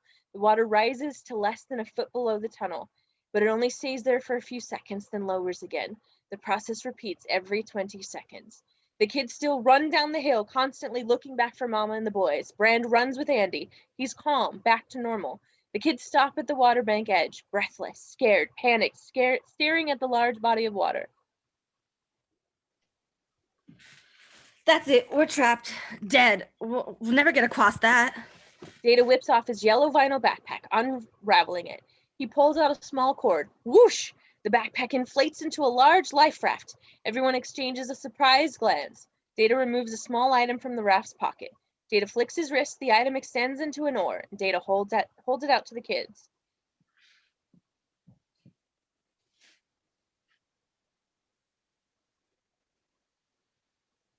Hold up. I lost my spell. Again. Oh, wait a minute. Here it is. Who wants to steer? Mouth grabs the oar, doing a Popeye imitation. Oh, that Poppy taught me everything about men on a stick. Silly my old man. Only he ain't a cartoon. Mouth reluctantly releases his grip. Steph takes the oar. Mouth grumbles under his breath as Popeye. The kids hurriedly push the raft into the water, and the kids crowd into the raft. The water begins to rise, swooping the raft out into the large pool. Steph sits at the raft's rear. She controls the oar, steering towards the tunnel. Mikey clutches the sides of the raft, and Data keeps looking back, keeping an eye out for Mama and the boys. The water continues to rise, giving the kids a turbulent ride. They're scared, nervous, shaken. Steph concentrates, guiding the raft towards the tunnel. Suddenly, a gigantic tentacle shoots out of the water directly in front of the raft. The slimy black tentacle swoops down at the kids. They duck, the tentacle skimming at the top of their heads. Suddenly, another tentacle shoots up beside the raft, following another, then another. Soon the raft is surrounded by 6 tentacles, wiggling, probing. The kids scream. Frightened, Steph raises the oar, a weapon. One of the tentacles swoops down, snatching the oar out of her hand. The tentacle snaps the oar in two. The kids clutch each other, eyes wide, terrified. Another tentacle swoops down with the sound of a cracking whip. The tentacle slams into the side of the raft, and the raft overturns. The kids fall into the water, and they try to stay afloat amidst the rising waters. They're several feet from safety of the tunnel. The tentacles rise above the water. We see that they belong to a giant squid. The deadly monster is over 30 feet tall, fiery red eyes. The squid emits a horrible, high-pitched screech. It comes towards the kids. The squid is moving too fast. Only a few feet from the kids, they float in the water, helpless, trapped. Suddenly, Steph emits a high-pitched, unearthly squeal, very similar to the sound of the squid. The squid makes a sudden stop, inches from the kids, frozen, as if the creature has heard a very familiar sound, the sound of another squid. Steph continues to make the bizarre sounds. She motions for the others to swim to safety. The kids obey, swimming through the rising waters, towards the tunnel. Steph stays afloat, not moving, still communicating with the squid. The kids make it to the tunnel. One by one, they climb inside, safe. Everyone has crawled into the tunnel. Only Steph remains in the water, still keeping the squid at bay, still making an unusual high-pitched sound. The kids shout to Steph, screaming for her to swim to safety. Steph stops making the sounds, and she turns and swims for the tunnel.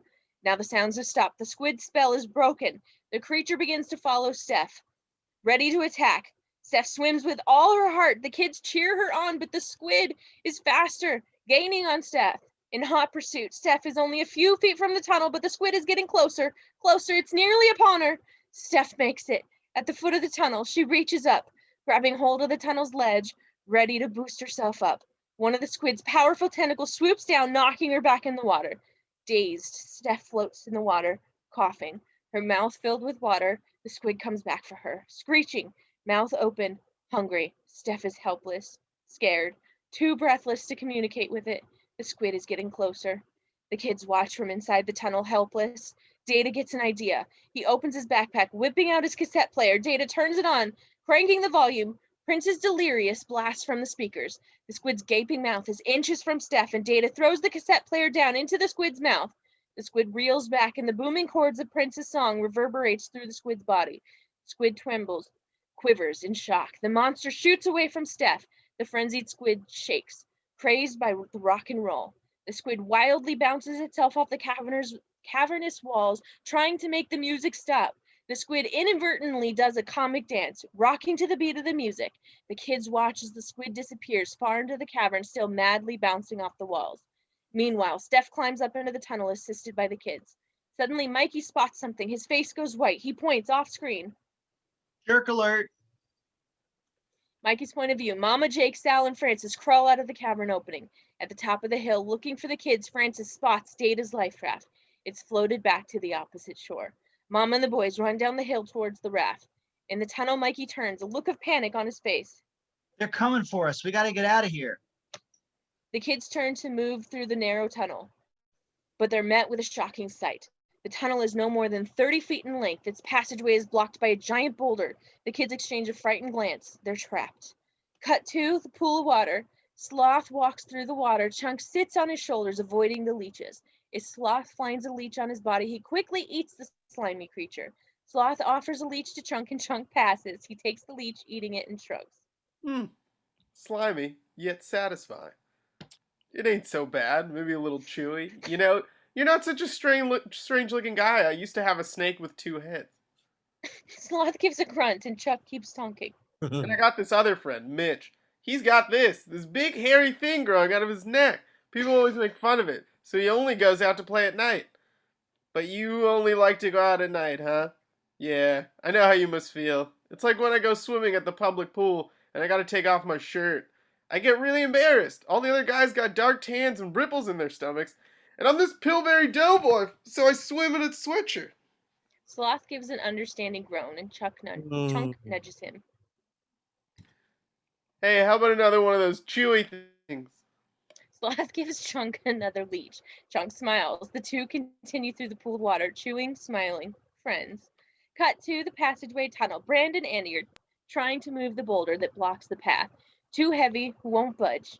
Built in the wall, beside the boulder is a pipe organ. Quite unusual. Each piece, from the keys to the pedals, are constructed of human bones. Steph reaches out to hit a key. Mikey reads the map with Mount, calls out to her. Wait, don't. Steph pauses. Mouth reads another of the map's riddles. Beneath this riddle, a few bars of music are written, but a few of the notes are erased and smeared. As a result of the map's age, Mouth translates the riddle again using the voice of a British pirate. So move on, play the tune, as each note is said. For too many mistakes, ye surely be dead.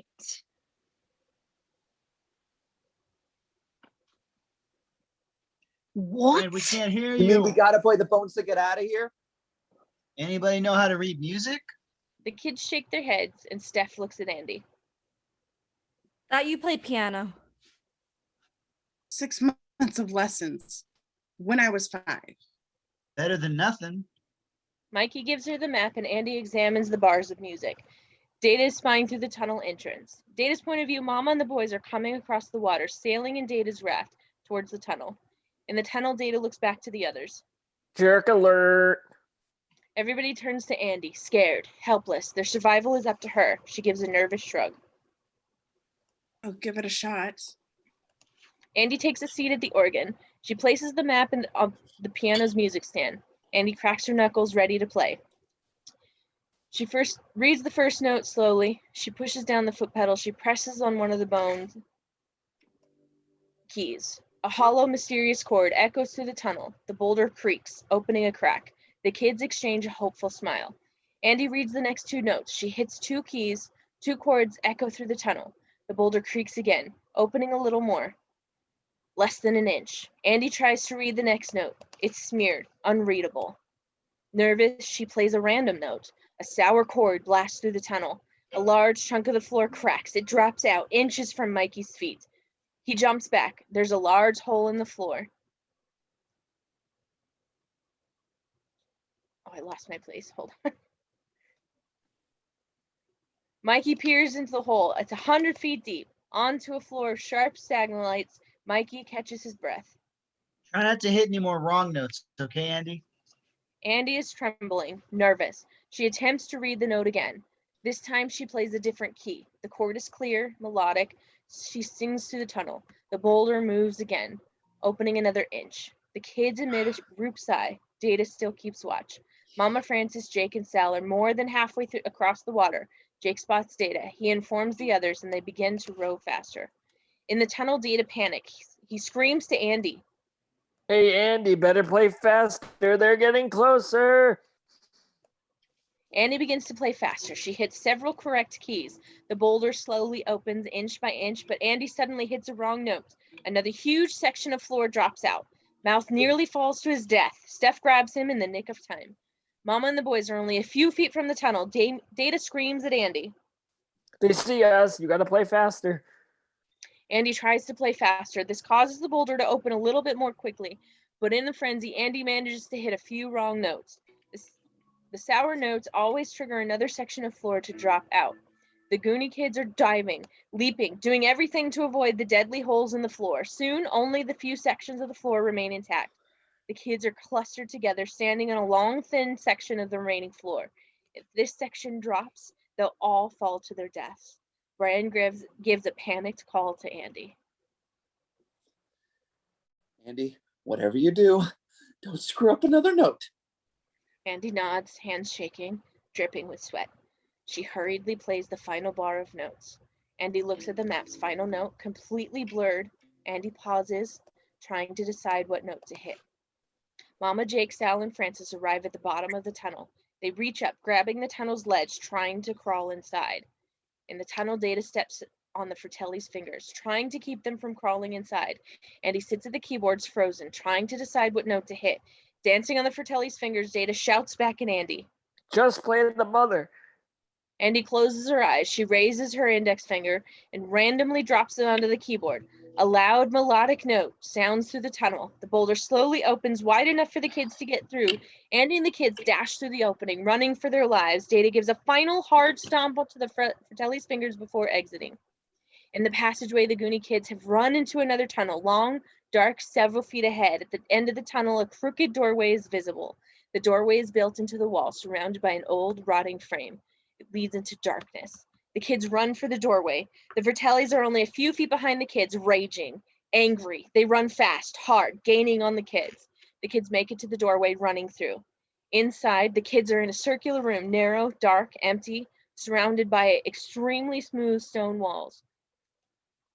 The ceiling is low. A small hole is cut in the middle of the floor. The hole is plugged with a thick stone lid. A metal chain connects the lid to the floor. The Fratellis are only a few feet from the doorway, ready to dash inside. The kids run around in circles, panicked, frightened, trapped. Mikey rushes to the hole in the floor. Maybe that's the way out. Mikey pulls the chain. A solid stone door traps, blocking the room entrance, cutting the Fratellis off from the room. The kids sigh, relieved.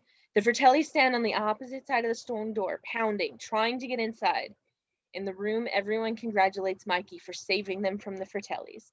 Suddenly, a loud gushing sound is heard. Water shoots out, blasting from several cracks in the walls. The room begins to rapidly fill with water, a drowning chamber.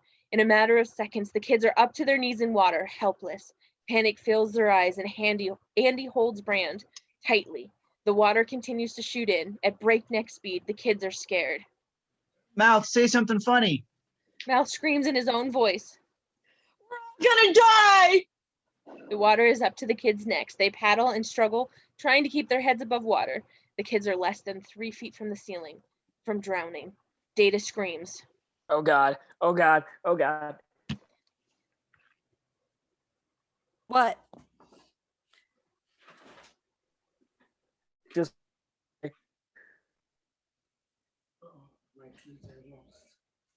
What? my whole life just flashed before me.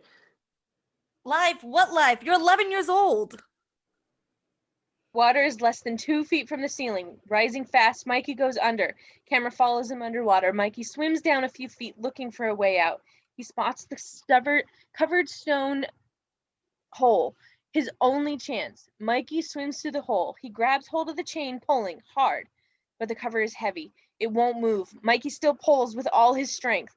Above water, the kids' heads still bob above the water. Less than a foot of breathing space remains. They're coughing, choking. Underwater, Mikey still pulls at the stone cover. Teeth gritted, straining, the stone cover still doesn't budge. Above the water, the kids have a few inches left. Data takes a final gulp of air. He goes under. So does Brand. They give up, accepting their fate. Mouth and Andy Steph hold out, taking the last precious seconds of air. Underwater, Brand sees Mikey, struggling with the chain. Brand and Data swim down to Mikey, and the two boys assist him with the heavy chain, using their last bit of energy. Above water, the water has reached the ceiling, and there's no air left. Andy still holds her breath. Steph leans towards Mouth. She kisses him. They float beneath the water. Below, Brand, Data, and Mikey are still pulling the chain. The stone lid suddenly moves. The boys pull harder. The lid pops out, and the large hole is open. The water begins to flow out through the hole like an oversized sink drain. Brand, Data, and Mikey are sucked into the hole. The drain water begins to spin like a whirlpool. Andy and Steph and Mouth emerge, hands bobbing up the sinking, spinning water. They gasp for air, hopeful, Within seconds, they're sucked into the center of the whirlpool. Whoosh! They disappear into the hole. Cut to a rocky wall. A small passageway less than 4 feet tall sits at the bottom of the wall, a miniature cave. A stream of water suddenly gushes out of the passageway. Brand, Mikey, and Data also shoot out. They land on the ground with a thud. A few seconds pass. Mouth, Steph, and Andy flow out, ejected from the passageway. The kids catch their breath, shaking the water from their ears, spitting the water out of their lungs. Mikey jumps to his feet. He sees something. His eyes get wide. His mouth drops open, speechless. The others are soon met with the same sight. They're equally shocked, delighted, overwhelmed. For several moments, the kids stare in wonderment. The camera pulls back.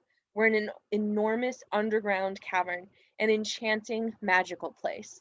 The high ceilings and walls are lined with sparkling rocks. A large pool of water stretches across the ground. The pool glows with the colors of the rainbow. Countless phosphorescent sea creatures swim through the clear water. Dazzling sea urchins, lighted eels, glowing exotic fish.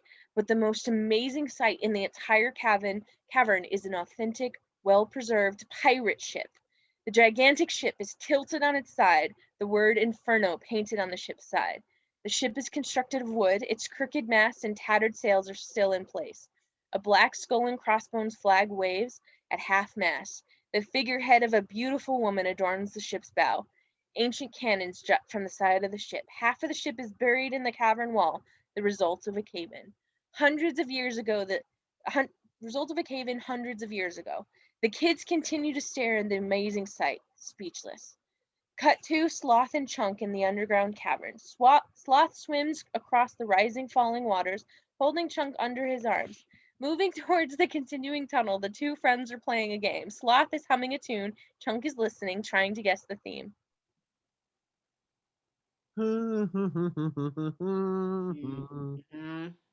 Let's see. That's the A team. Sloth gives an excited grunt.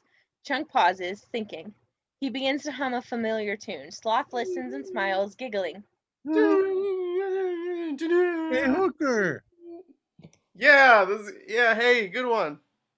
Sloth begins to hum another song. Chunk listens, puzzled. He can't recognize it. He gives a puzzled shrug to Sloth. I give up. Lost in Space! What? That doesn't count. That's too old. Sloth grumbles. He pauses and begins to hum another song. Mission Impossible. They continue to swim across the turbulent waters. Cut to Mama Jake, Sal, and Francis. They stand outside the drowning chamber. All of them are pushing against the heavy stone door. The door slowly creaks open. They enter, still in hot pursuit of the kids. Cut to the cavern. The kids run along the shallow edge of the water towards the pirate ship. Mikey points to the ship, looking back at the kids. Part of that thing's buried. Maybe there's a way out through there. The kids pass various small caves and passageways. Inside are several pirate skeletons, still dressed in their clothes. Some are chained to the walls, others are frozen as they were in their final moments of life. Swords still protruding from their bodies. The kids arrive at the ship's bow. A gigantic ship towers over them. Mikey jumps up. He begins to climb the side of the ship, placing his foot in the thin cracks of wood. The other kids hurriedly follow. Mikey shouts down at them. Be careful. This wood's really old. One splinter and you're in for hepatitis, spinal meningitis, lockjaw. Mikey continues babbling as he climbs over the ship's top deck. The kids climb aboard. They stand on the ship's crooked deck, and the deck is long and wide, covered with old, creaky boards. Various swords and knives hang on the weapons rack. On the outside wall of the main cabin, the kids look for a way out. Brand and Mouth scan the wall of weapons, looking for a door. Mikey runs up to the raised captain's deck. Steph and Andy find a trapdoor, but it's locked by several thick metal chains. Data walks to the ship's extended curved ventilator. Data crawls in the wide ventilator opening. Moving along the raised captain's deck, Mikey backs into something. He turns. A pirate stands there. His back to Mikey, the pirate is huddled over the ship's huge wooden steering wheel. He's dressed up in a tattered, colorful pirate costume. Mikey catches his breath. He reaches out, touching the pirate. A creak. The pirate turns. Mikey's face to face with a grinning pirate's skull. Two daggers protruding from the deep eye sockets. Mikey screams. Everyone rushes to him, except for Data. Kids examine the skeleton and Mouth smirks.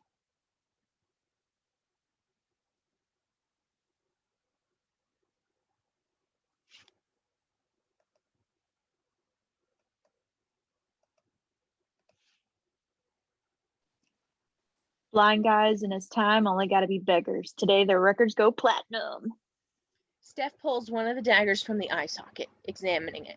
The dagger's handle is lined with small, sparkling jewels, diamonds. Andy grabs the other dagger, examining the jewels.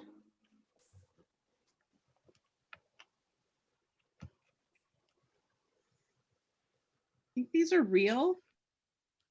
If they are, I'll make a necklace out of them for you. Andy gives Mikey a ruffle to his hair. He'd rather have another kiss. They're interrupted by Data's voice, screaming for help, and everyone turns. Data's tiny legs protrude from the ventilator's hole, kicking. Data's stuck. The kids come to his rescue. Brand and Mouth each grab one of Data's legs, pulling hard. Instead of pulling Data out of the ventilator, Brand and Mouth pull the ventilator out of the deck. Data falls on his bottom. Still inside of the ventilator, a large hole has replaced the ventilator in the ship's deck. Andy peers into the dark hole. Her head pops back out, nose crinkled, coughing. It's dusty. Andy looks at the others. Can't see anything. Andy motions for the others to follow. She lowers herself into the hole.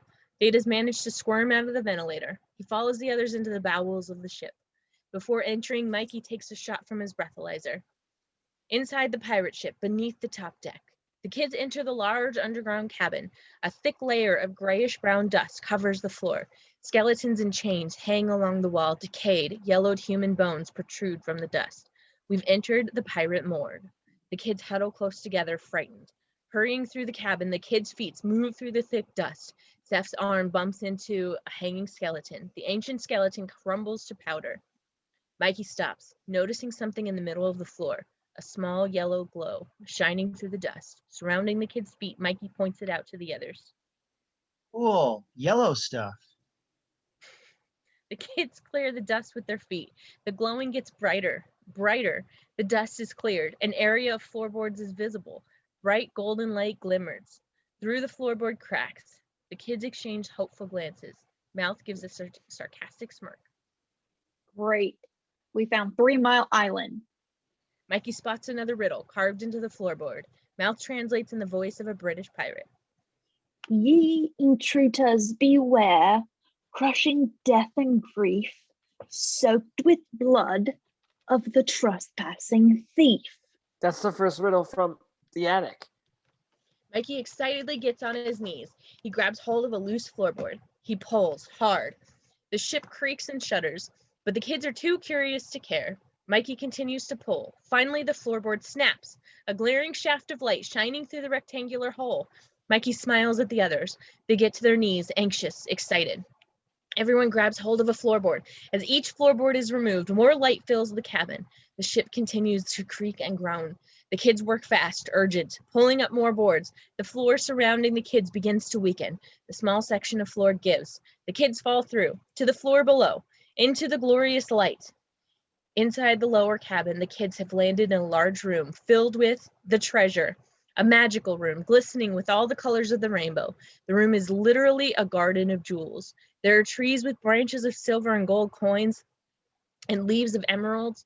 Rose bushes are made of sparkling rubies. There are flowers of sapphires, bushes made of pearls. There's even a half moon suspended in the air made of diamonds. Scattered throughout the jewel garden are hundreds of other items. Drinking goblets, necklaces, rings, crowns, more treasure than the kids or the audience has ever seen in one room. In the background, pirate skeletons around the treasure, arms crossed, armed with swords, guardians of the treasure. The kids are ecstatic, joyous, laughing and giggling wildly. They make a mad scramble for the treasure. They begin to load themselves with the pieces, stuffing their pockets, their shirts, their pants, their socks. Andy and Steph try the rings, the necklaces. Data wears a huge golden crown. It covers most of his head. Mouth begins to gather his favorite pieces, and Mikey holds up the large crystal goblet. Mom had flipped for this, for her China thing. Don't take anything you can't carry. We'll come for the bigger stuff later. Mikey removes his marble bag. He empties all the marbles and fills the bag with small, choice jewels. Steph looks at everyone, an urgent look on her face. Hurry it up. Those creepers are still coming after us. What are we going to do? I know. The Hardy Boys did this once. The kids listen, continuing to stuff themselves with treasure. Their clothes bulge tight. They like they're wearing fat suits. Mikey continues. We can leave a trail of this stuff leading to one of those skeleton caves. While they follow the trail, we'll be hiding out in another cave. We'll fake them out, then we can make a run for it. Suddenly, a sword shoots in from off screen, its sharp blade beneath Mikey's throat, ready to slice. Camera pulls back. We see Mama is holding the sword. She gives a menacing smile to Mikey. That's a real good plan. A real good plan. Oh no, my script freaked out. Hold on. What page are we on? Page 104. I don't know. I'm talking like a pirate. What the fuck? Please stay in character. Wow. Thank you. The kids turn. Mama, Jake, Sal, and Francis stand in the cabin. They've all taken swords and knives from the weapon rack. They surround the kids, swords pointed at the kid's throat. Mama nods to her sons. Take these swabbies upstairs. Sal, Jake, and Francis poke their swords at the kids. The kids slowly get to their feet, stuffed with as much treasure as possible. They're several pounds heavier. They stand with their arms far apart, trying not to lose their balance. The boys continually poke their swords at the kids, harder. The frightened youths waddle upstairs, overloaded with treasure. Mama pauses a moment, staring at the treasure, eyes filled with greed.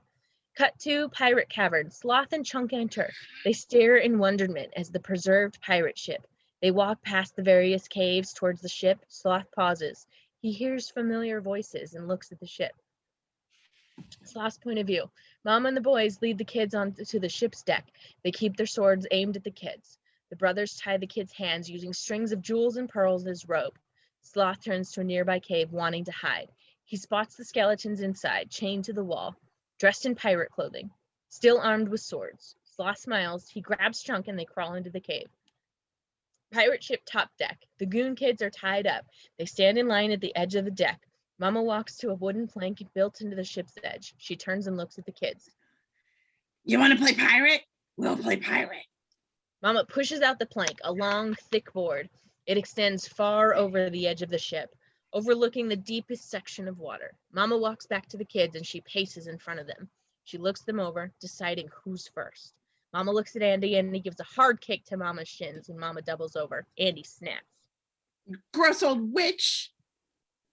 Mama looks up, eyes glowing with rage. She moves to the tip of her sword to Andy's throat and Mama growls. Move it, sweetie. Andy steps out. Mama pokes her with the sword. Andy walks to the plank. The kids watch, horrified. Clothes bulging on heavy treasure. Andy steps onto the plank. Mama stays behind, jabbing Andy with the sword. Andy begins to walk the plank. The other kids watch, helpless.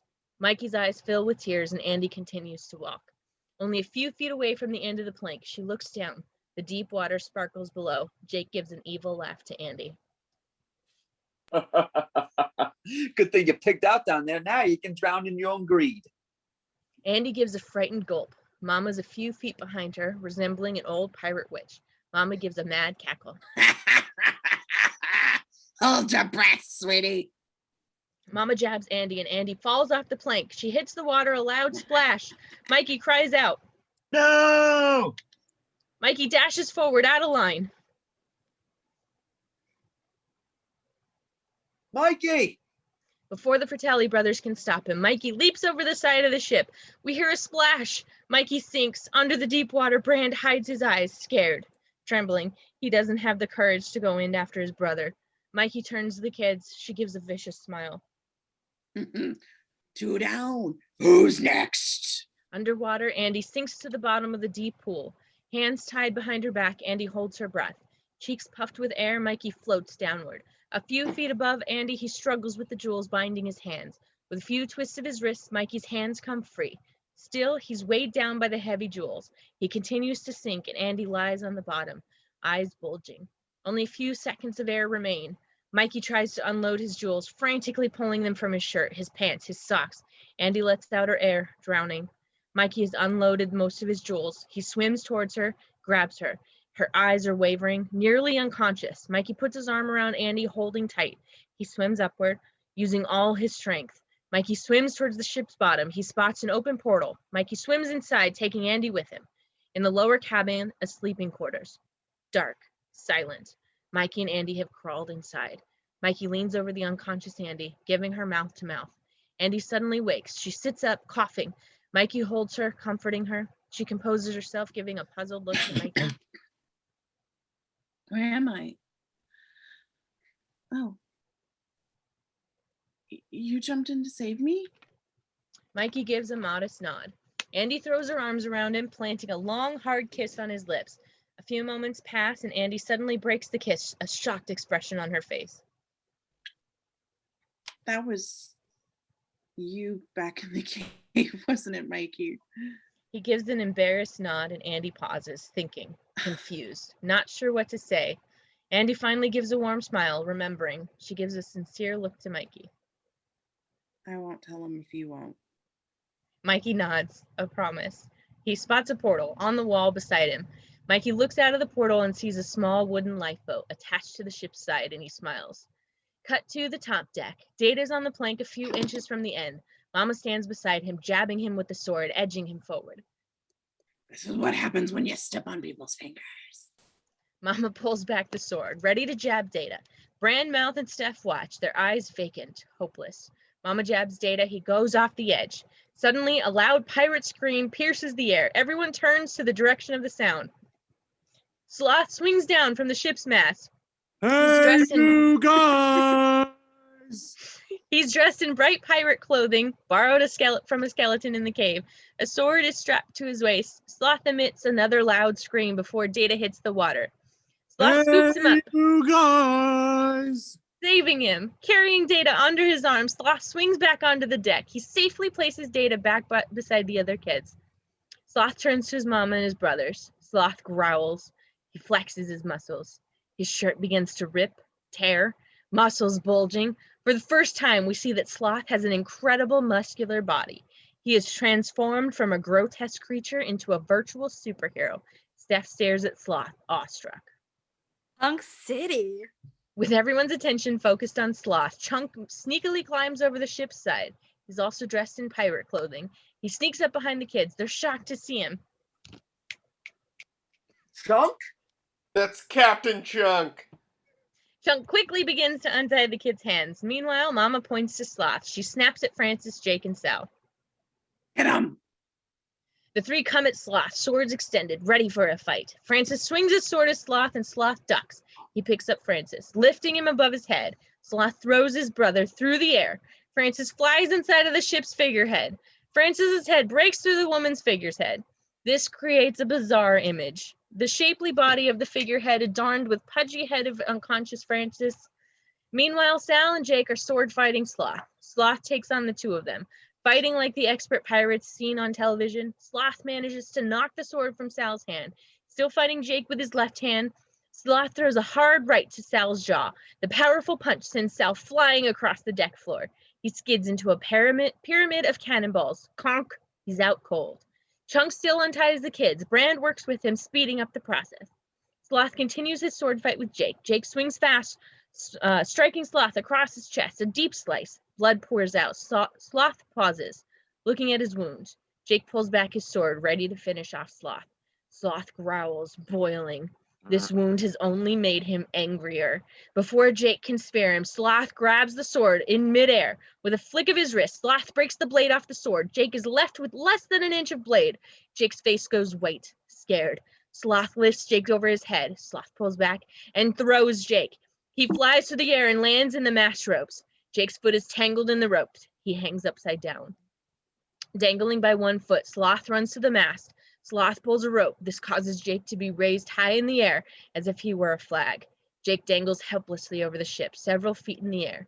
Meanwhile, Chunk has untied all of the kids. They run to the side of the ship beneath them. Andy and Mikey are inside of the wooden lifeboat. They've paddled to the side of the ship, and Mikey shouts to his friends. Come on, jump. The kids are ready to jump over the ship's side into the water. Steph stops them. She points to their treasure stuffed bodies. We gotta unload. The kids agree they'll drown if they jump. They quickly begin to unload their treasure. Meanwhile, Sloth faces Mama.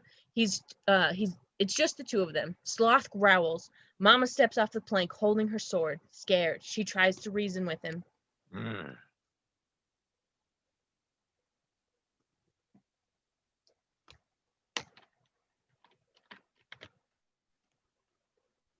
Okay, so maybe I treated you bad. Keeping you locked up in that room. It was for your own good. Sloth gives a louder growl. He walks towards Mama, arms outstretched, ready to attack. Mama's very frightened and she pleads. I ain't always been a bad to you. Don't you remember when you were a little one? I'd sing you to sleep. Sloth grabs the sword from his mama. He throws it overboard. He picks Mama up in his arms, ready to throw her overboard. She begins to sing. Rock-a-bye, baby, in the treetop. When the wind blows, the cradle will rock. Sloth pauses, listening. The song is warm, comforting. It brings a pleasant smile to his face. He begins to gently rock Mama in his arms, and she continues to sing. When the bow breaks, the cradle will fall. Sloth smiles. He drops Mama overboard. She falls. Sloth sings the final verse. And down will come baby, cradle and all. Mama hits the water. Splash! Meanwhile, the kids have unloaded all of their treasure. Onto the ship's deck, they begin to crawl over the side of the ship. Sloth runs to the kids, reunited with his pal Chunk. The two join the others, climbing over the ship's side. The kids are now all back together. Clustered in the small boat, they begin their escape, rowing to shore, away from the pirate ship. Chunk introduces Sloth to his friends. Hey, you guys, this is Sloth. He's just like us. He doesn't fit. Aboard the pirate ship, Mama crawls back on the deck, soaking wet. Mama sees the kids sailing away. Her eyes are angry. She runs to Sal, and he still lies beside the cannonball pile, dazed. Mama slaps him, and he stirs. Wake up, get your brothers. We gotta get those rugrats. Sal gets to his feet. He scurries off screen to revive his brothers. Mama looks around, frustrated. She has no weapons. She spots something. A smile appears on her face. The camera pans from Mama to what she's looking at. The ship's cannons. The kids still row across the water, nearly halfway to the shore. Aboard the ship, Mama kneels on the deck. Sal, Jake, and Francis surround her. They're emptying their pockets, giving Mama all of their bullets. She uses a knife to remove gunpowder from the bullets. Mom, what you doing? I'm gonna blow those little bricks out of the water. The Goon kids are still rowing. Only a few feet from shore, Sloth assists the rowing by paddling with his enormous arms. Aboard deck, Mama pours the gunpowder into a cannon. Sal and Jake load it with a cannonball. Francis lights the fuse. Mama looks through the sights, aiming at the kids. The fuse burns, ready to explode. Mama gives a mad pirate cackle, but the cannon backfires. Mama and her sons leap out of the way. The cannonball bursts through the cannon's rear, hitting a cavern wall behind the ship. This sends a vicious shudder through the cavern. The walls begin to shudder, rumble. The water becomes violent. The pirate ship tilts, shakes. This sends Mama and the boys rolling on the deck. Sloth and the kids arrive at the shore. They quickly haul out of the boat, dashing the cavern entrance. The entire cavern begins to shake like an earthquake. The ground begins to break, opening. The walls begin to crack, crumble. Pieces of rock begin to fall, crashing to the ground. Sloth and the kids are a few feet from the exit. A crack opens in the ground, directly in front of the kids. It blocks their path to the exit. They can't cross the crack. It's too wide. But not for Sloth. He puts one foot on each side of the widening crack, and he lifts the kids over the crack one by one. The crack continues to expand. Sloth will only be able to keep his balance for a few more seconds. Sloth lifts the final kid, Mikey, but the crack expands too wide for Sloth. He jumps for it. Holding Mikey tightly, they make it to the other side, missing a certain death by inches. Sloth and the kids continue running to the cavern exit. Mama, Sloth, and the boys fall off the trembling ship into the water. The kids arrive to the cavern entrance. Boulders and earth fall in front of the entrance, causing it to collapse. Sloth moves forward. Not unlike Samson, Sloth holds out his mighty arms. He grabs each side of the cavern walls, holding it in place. He supports the crumbling ceiling with his strong back. He keeps the passageway open. Sloth motions for the kids to hurry inside, and the kids crawl through his legs out of the cavern. Rocks and boulders fall around Sloth, but he doesn't budge. He doesn't flinch. All of the kids have crawled to safety. Chunk is the last to join them, and Sloth turns, ready to join the kids, but something catches his eye. He sees Mama and his brothers in the water, struggling for their lives. Chunk holds out his hand to Sloth. Sloth, come on, take my hand. Sloth shakes his head. He turns and gives a big kiss an innocent kiss to Chuck's cheek. Chunk's cheek. Sloth releases his grip on the walls and ceiling. He steps back into the cavern. Chunk cries out. Sloth, no! An avalanche of falling earth seals the cavern entrance, forming a permanent wall between Chunk and Sloth. The entire cavern is being devastated. A large crack appears in the wall behind the pirate ship. The crack slowly opens wider, revealing a starry night sky, revealing a wide expanse of ocean, revealing the outside world. The ship slowly turns upright. The sails fill with wind. The pirate ship begins to move. Sloth swims to Mama and the boys. He wraps his enormous arms around them, saving their lives. They look up, seeing the pirate ship in front of them. The ship moves slowly, making its way through the new opening. For the first time in 400 years, the ship sails out to sea. It leaves behind a cavern in ruins. Inside the drowning chamber, the kids hurriedly climb inside, retracing their steps back to the Lighthouse Lounge. They run through the open door into another passageway. All around them, the cavern shakes and rumbles. Heavy rocks and showers of earth begin to fall. The passageway is being sealed. The kids dash out of the tunnel through the boulder opening. They scurry over what remains of the floor in the bone organ room. They find themselves at the rising pool of water. They crowd into the raft, hurrying back across the water. A quivering rumble surges through the cavern, making the rising waters more turbulent, more violent. The kids make it to the shore, and they jump out of the raft, dashing through the hill back to the tunnel. Before entering the tunnel, Mikey looks back and sees the entire cavern crumble. Mikey hurries into the tunnel. The kids dash through the cable forest, One-Eyed Willie's cavern, and arrive at the bottom of the hole. They begin to climb the rope out of the hole. The tunnel's rumbling becomes louder, violent. The surrounding walls begin to crack. Large sections of the floor crumble. Everybody's going to cave in. At any second, the kids hurriedly climb the rope. Mikey is last. He turns, looking at the passageway behind him. The passageway is caving in. Falling boulders and earth seal the tunnel. The cave-in swiftly moves forward, like dominoes. The cave-in is headed for Mikey. He jumps into the rope, scared. He shouts to the others. Hurry up, come on. Mikey scurries up the rope like a rocket. The cave-in reaches the bottom of the hole. Mikey looks down below. The sides of the hole begin to collapse. The cave-in moves upward towards Mikey. If he doesn't hurry, Mikey will be swallowed by the oncoming cave-in. Mikey dashes up the rope, his feet inches from the climbing walls. The others are already out of the hole, safe. Mikey's a few feet from the top. The others scream for Mikey to hurry, but the swallowing earth is too close. It snags Mikey's feet, pulling him down. Mikey screams, sinking. Brand reaches down.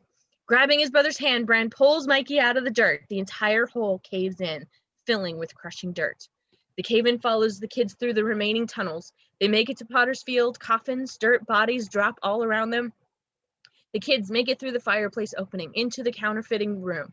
The passageway closes. The cave-in stops at the fireplace floor.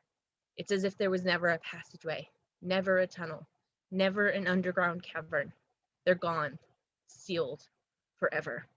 The heavy rumbling ends, followed by silence. Everyone pauses, standing in the counterfeiting room, looking at each other.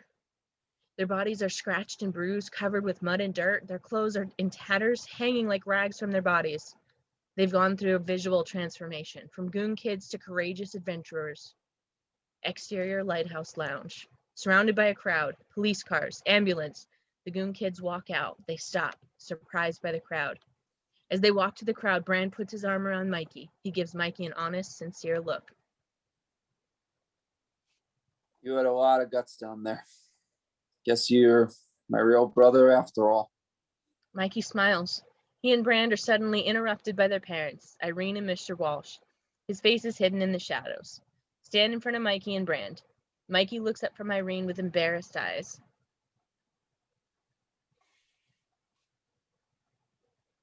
Hi, Mom. I guess we're dead meat, huh? Irene can't hide her joyous smile or the happy tears in her eyes. She wraps her arms around Mikey and Brand, embracing them tightly. Mikey turns to his father. Hi, Dad. Mr. Walsh steps out of the shadows. We see his face for the first time. He's an Oriental man, a middle-aged replica of Mikey. They look exactly alike, a visual affirmation that Mikey isn't adopted. Mikey and Brand embrace their father. Meanwhile, Chunk runs to an obese man and woman, his parents. The man is dressed exactly like Chunk, Hawaiian shirt, plaid Bermuda shorts, black knee socks. The woman is dressed in a flower dress. She's holding a plate covered with tinfoil. Chunk embraces his parents and his mother looks at him.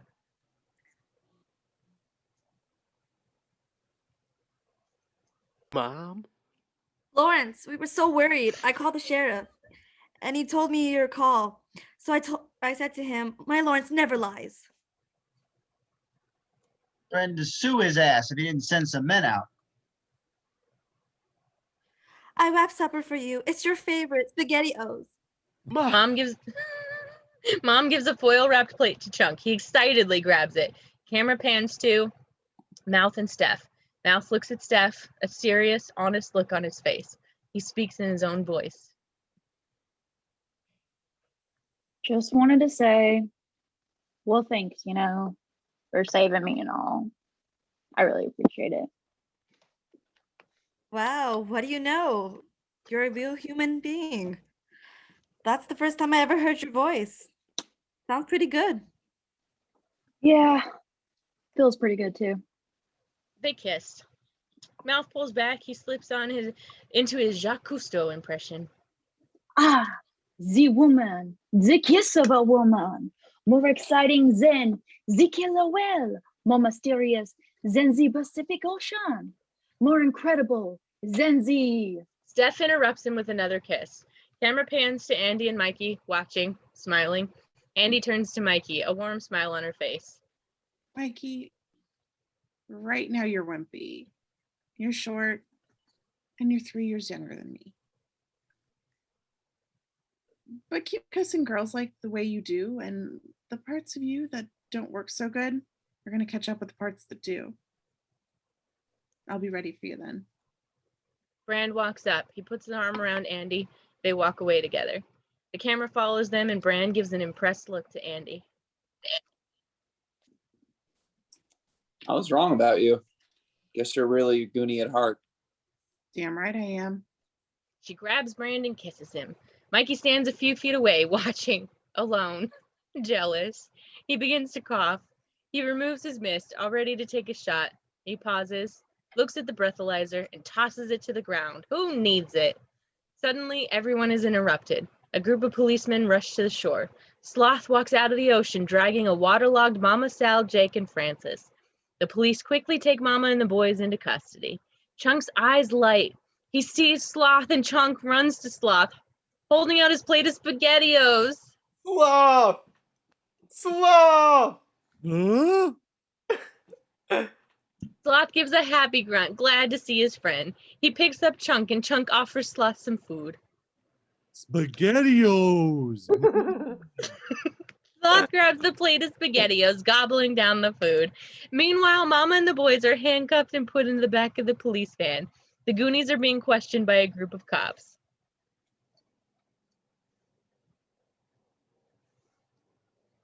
Was there a moment when your lives were in danger? That rhino was pretty creepy. Nah, the giant squid was worse. The scariest part was walking the plank. The cops exchanged puzzled glances. Rhino? Giant squid? Walking the plank? Chunk walks up and interjects. Yeah, we found this pirate ship, and when we tried to take the treasure, well... The sheriff listens to Chunk for a moment and interrupts. Telling more stories, Lawrence? Huh? Oh no, this is true stuff. Don't believe it, just take down the facts the way you see it. The sheriff turns away and the kids protest. Chunk's voice is louder than anyone. Wait, this time I'm really telling the truth, honest. The sheriff continues to walk away and the kids exchange a frustrated glance. Suddenly, Mikey notices something. On the ocean, his eyes go wide. He shouts. Hey! Everyone turns and they're met with a shocking sight. The pirate ship, sailing across the ocean in the moonlight, a magical sight. The camera pans the faces of everyone on shore. Policemen, the sheriff, Sloth, Irene, Mr. Walsh, the Goonies, staring in awe, in wonderment. Cut to, close-up, a newspaper. Headline, Goonies grab counterfeiters. Below the headline is a photo of the Goonies and Sloth, grinning, happy. The reflection of a rain-covered window shines on the newspaper. Camera pulls back. Mikey, Mouth, and Data gather around the open newspaper, reading the article. Brand hangs upside down from the chinning bar in the background. Mouth reads the article aloud, imitating Walter Cronkite. Thanks to the heroic deeds of the 7 youths, they were given $50,000 reward. How come there's nothing about the pirate ship? Newspapers are wimps about stuff like that. 50 grand, and I didn't even see the check. That's because our parents put it in some kind of trust fund. It for college education. Who needs college? I want bucks. Can't believe we didn't even come back with a diamond or a pearl. One Porsche. Suddenly, there's a knock at the sliding glass doors. Double jerk alert. Everyone turns. Chunk stands there. He's holding someone's hand. It's Sloth. Both are soaking wet. Sloth is dressed exactly like Chunk. Hawaiian shirt, Bermuda shorts, black socks, and sneakers. Both are nibbling on Hostess Susie Q's. Mouth walks to the door and gives a smirk to Sloth and Chunk. Come on, Mouth, let us in. First, you gotta do the truffle shuffle. Sloth gives Mouth an angry growl. Frightened, Mouth quickly opens the sliding glass door. A drenched Chunk and Sloth enter. They squish their way across the floor. Both plop down on the sofa and put their feet up on the table. This knocks the statue of David on the floor. The statue's head breaks off. Chunk and Sloth pick up the statue, and Chunk gives a proud smile to the kids. Guess what? My parents are gonna get custody of Sloth. Hey, Brand, now I get an adopted brother just like you. Well, Chunk, I kind of decided that Mikey wasn't adopted after all. Mikey and Brand exchange a smile, and Chunk sighs. So what do you guys want to do today? Mikey walks to the window, looking out at the rain, and sighs. Raining again. Mouth opens the movie section.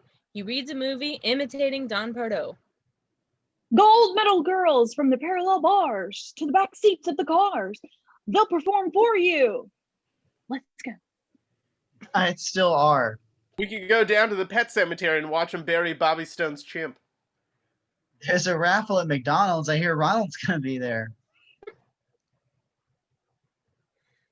But it ain't the Ronald. It's a Ronald. They got about 3,000 of them. We could go into the alley behind Sears, see if they throw any good stuff in the garbage after they're done doing it. Mouth imitates John Belushi looking at Brand.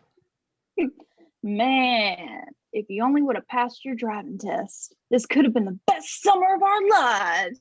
But no!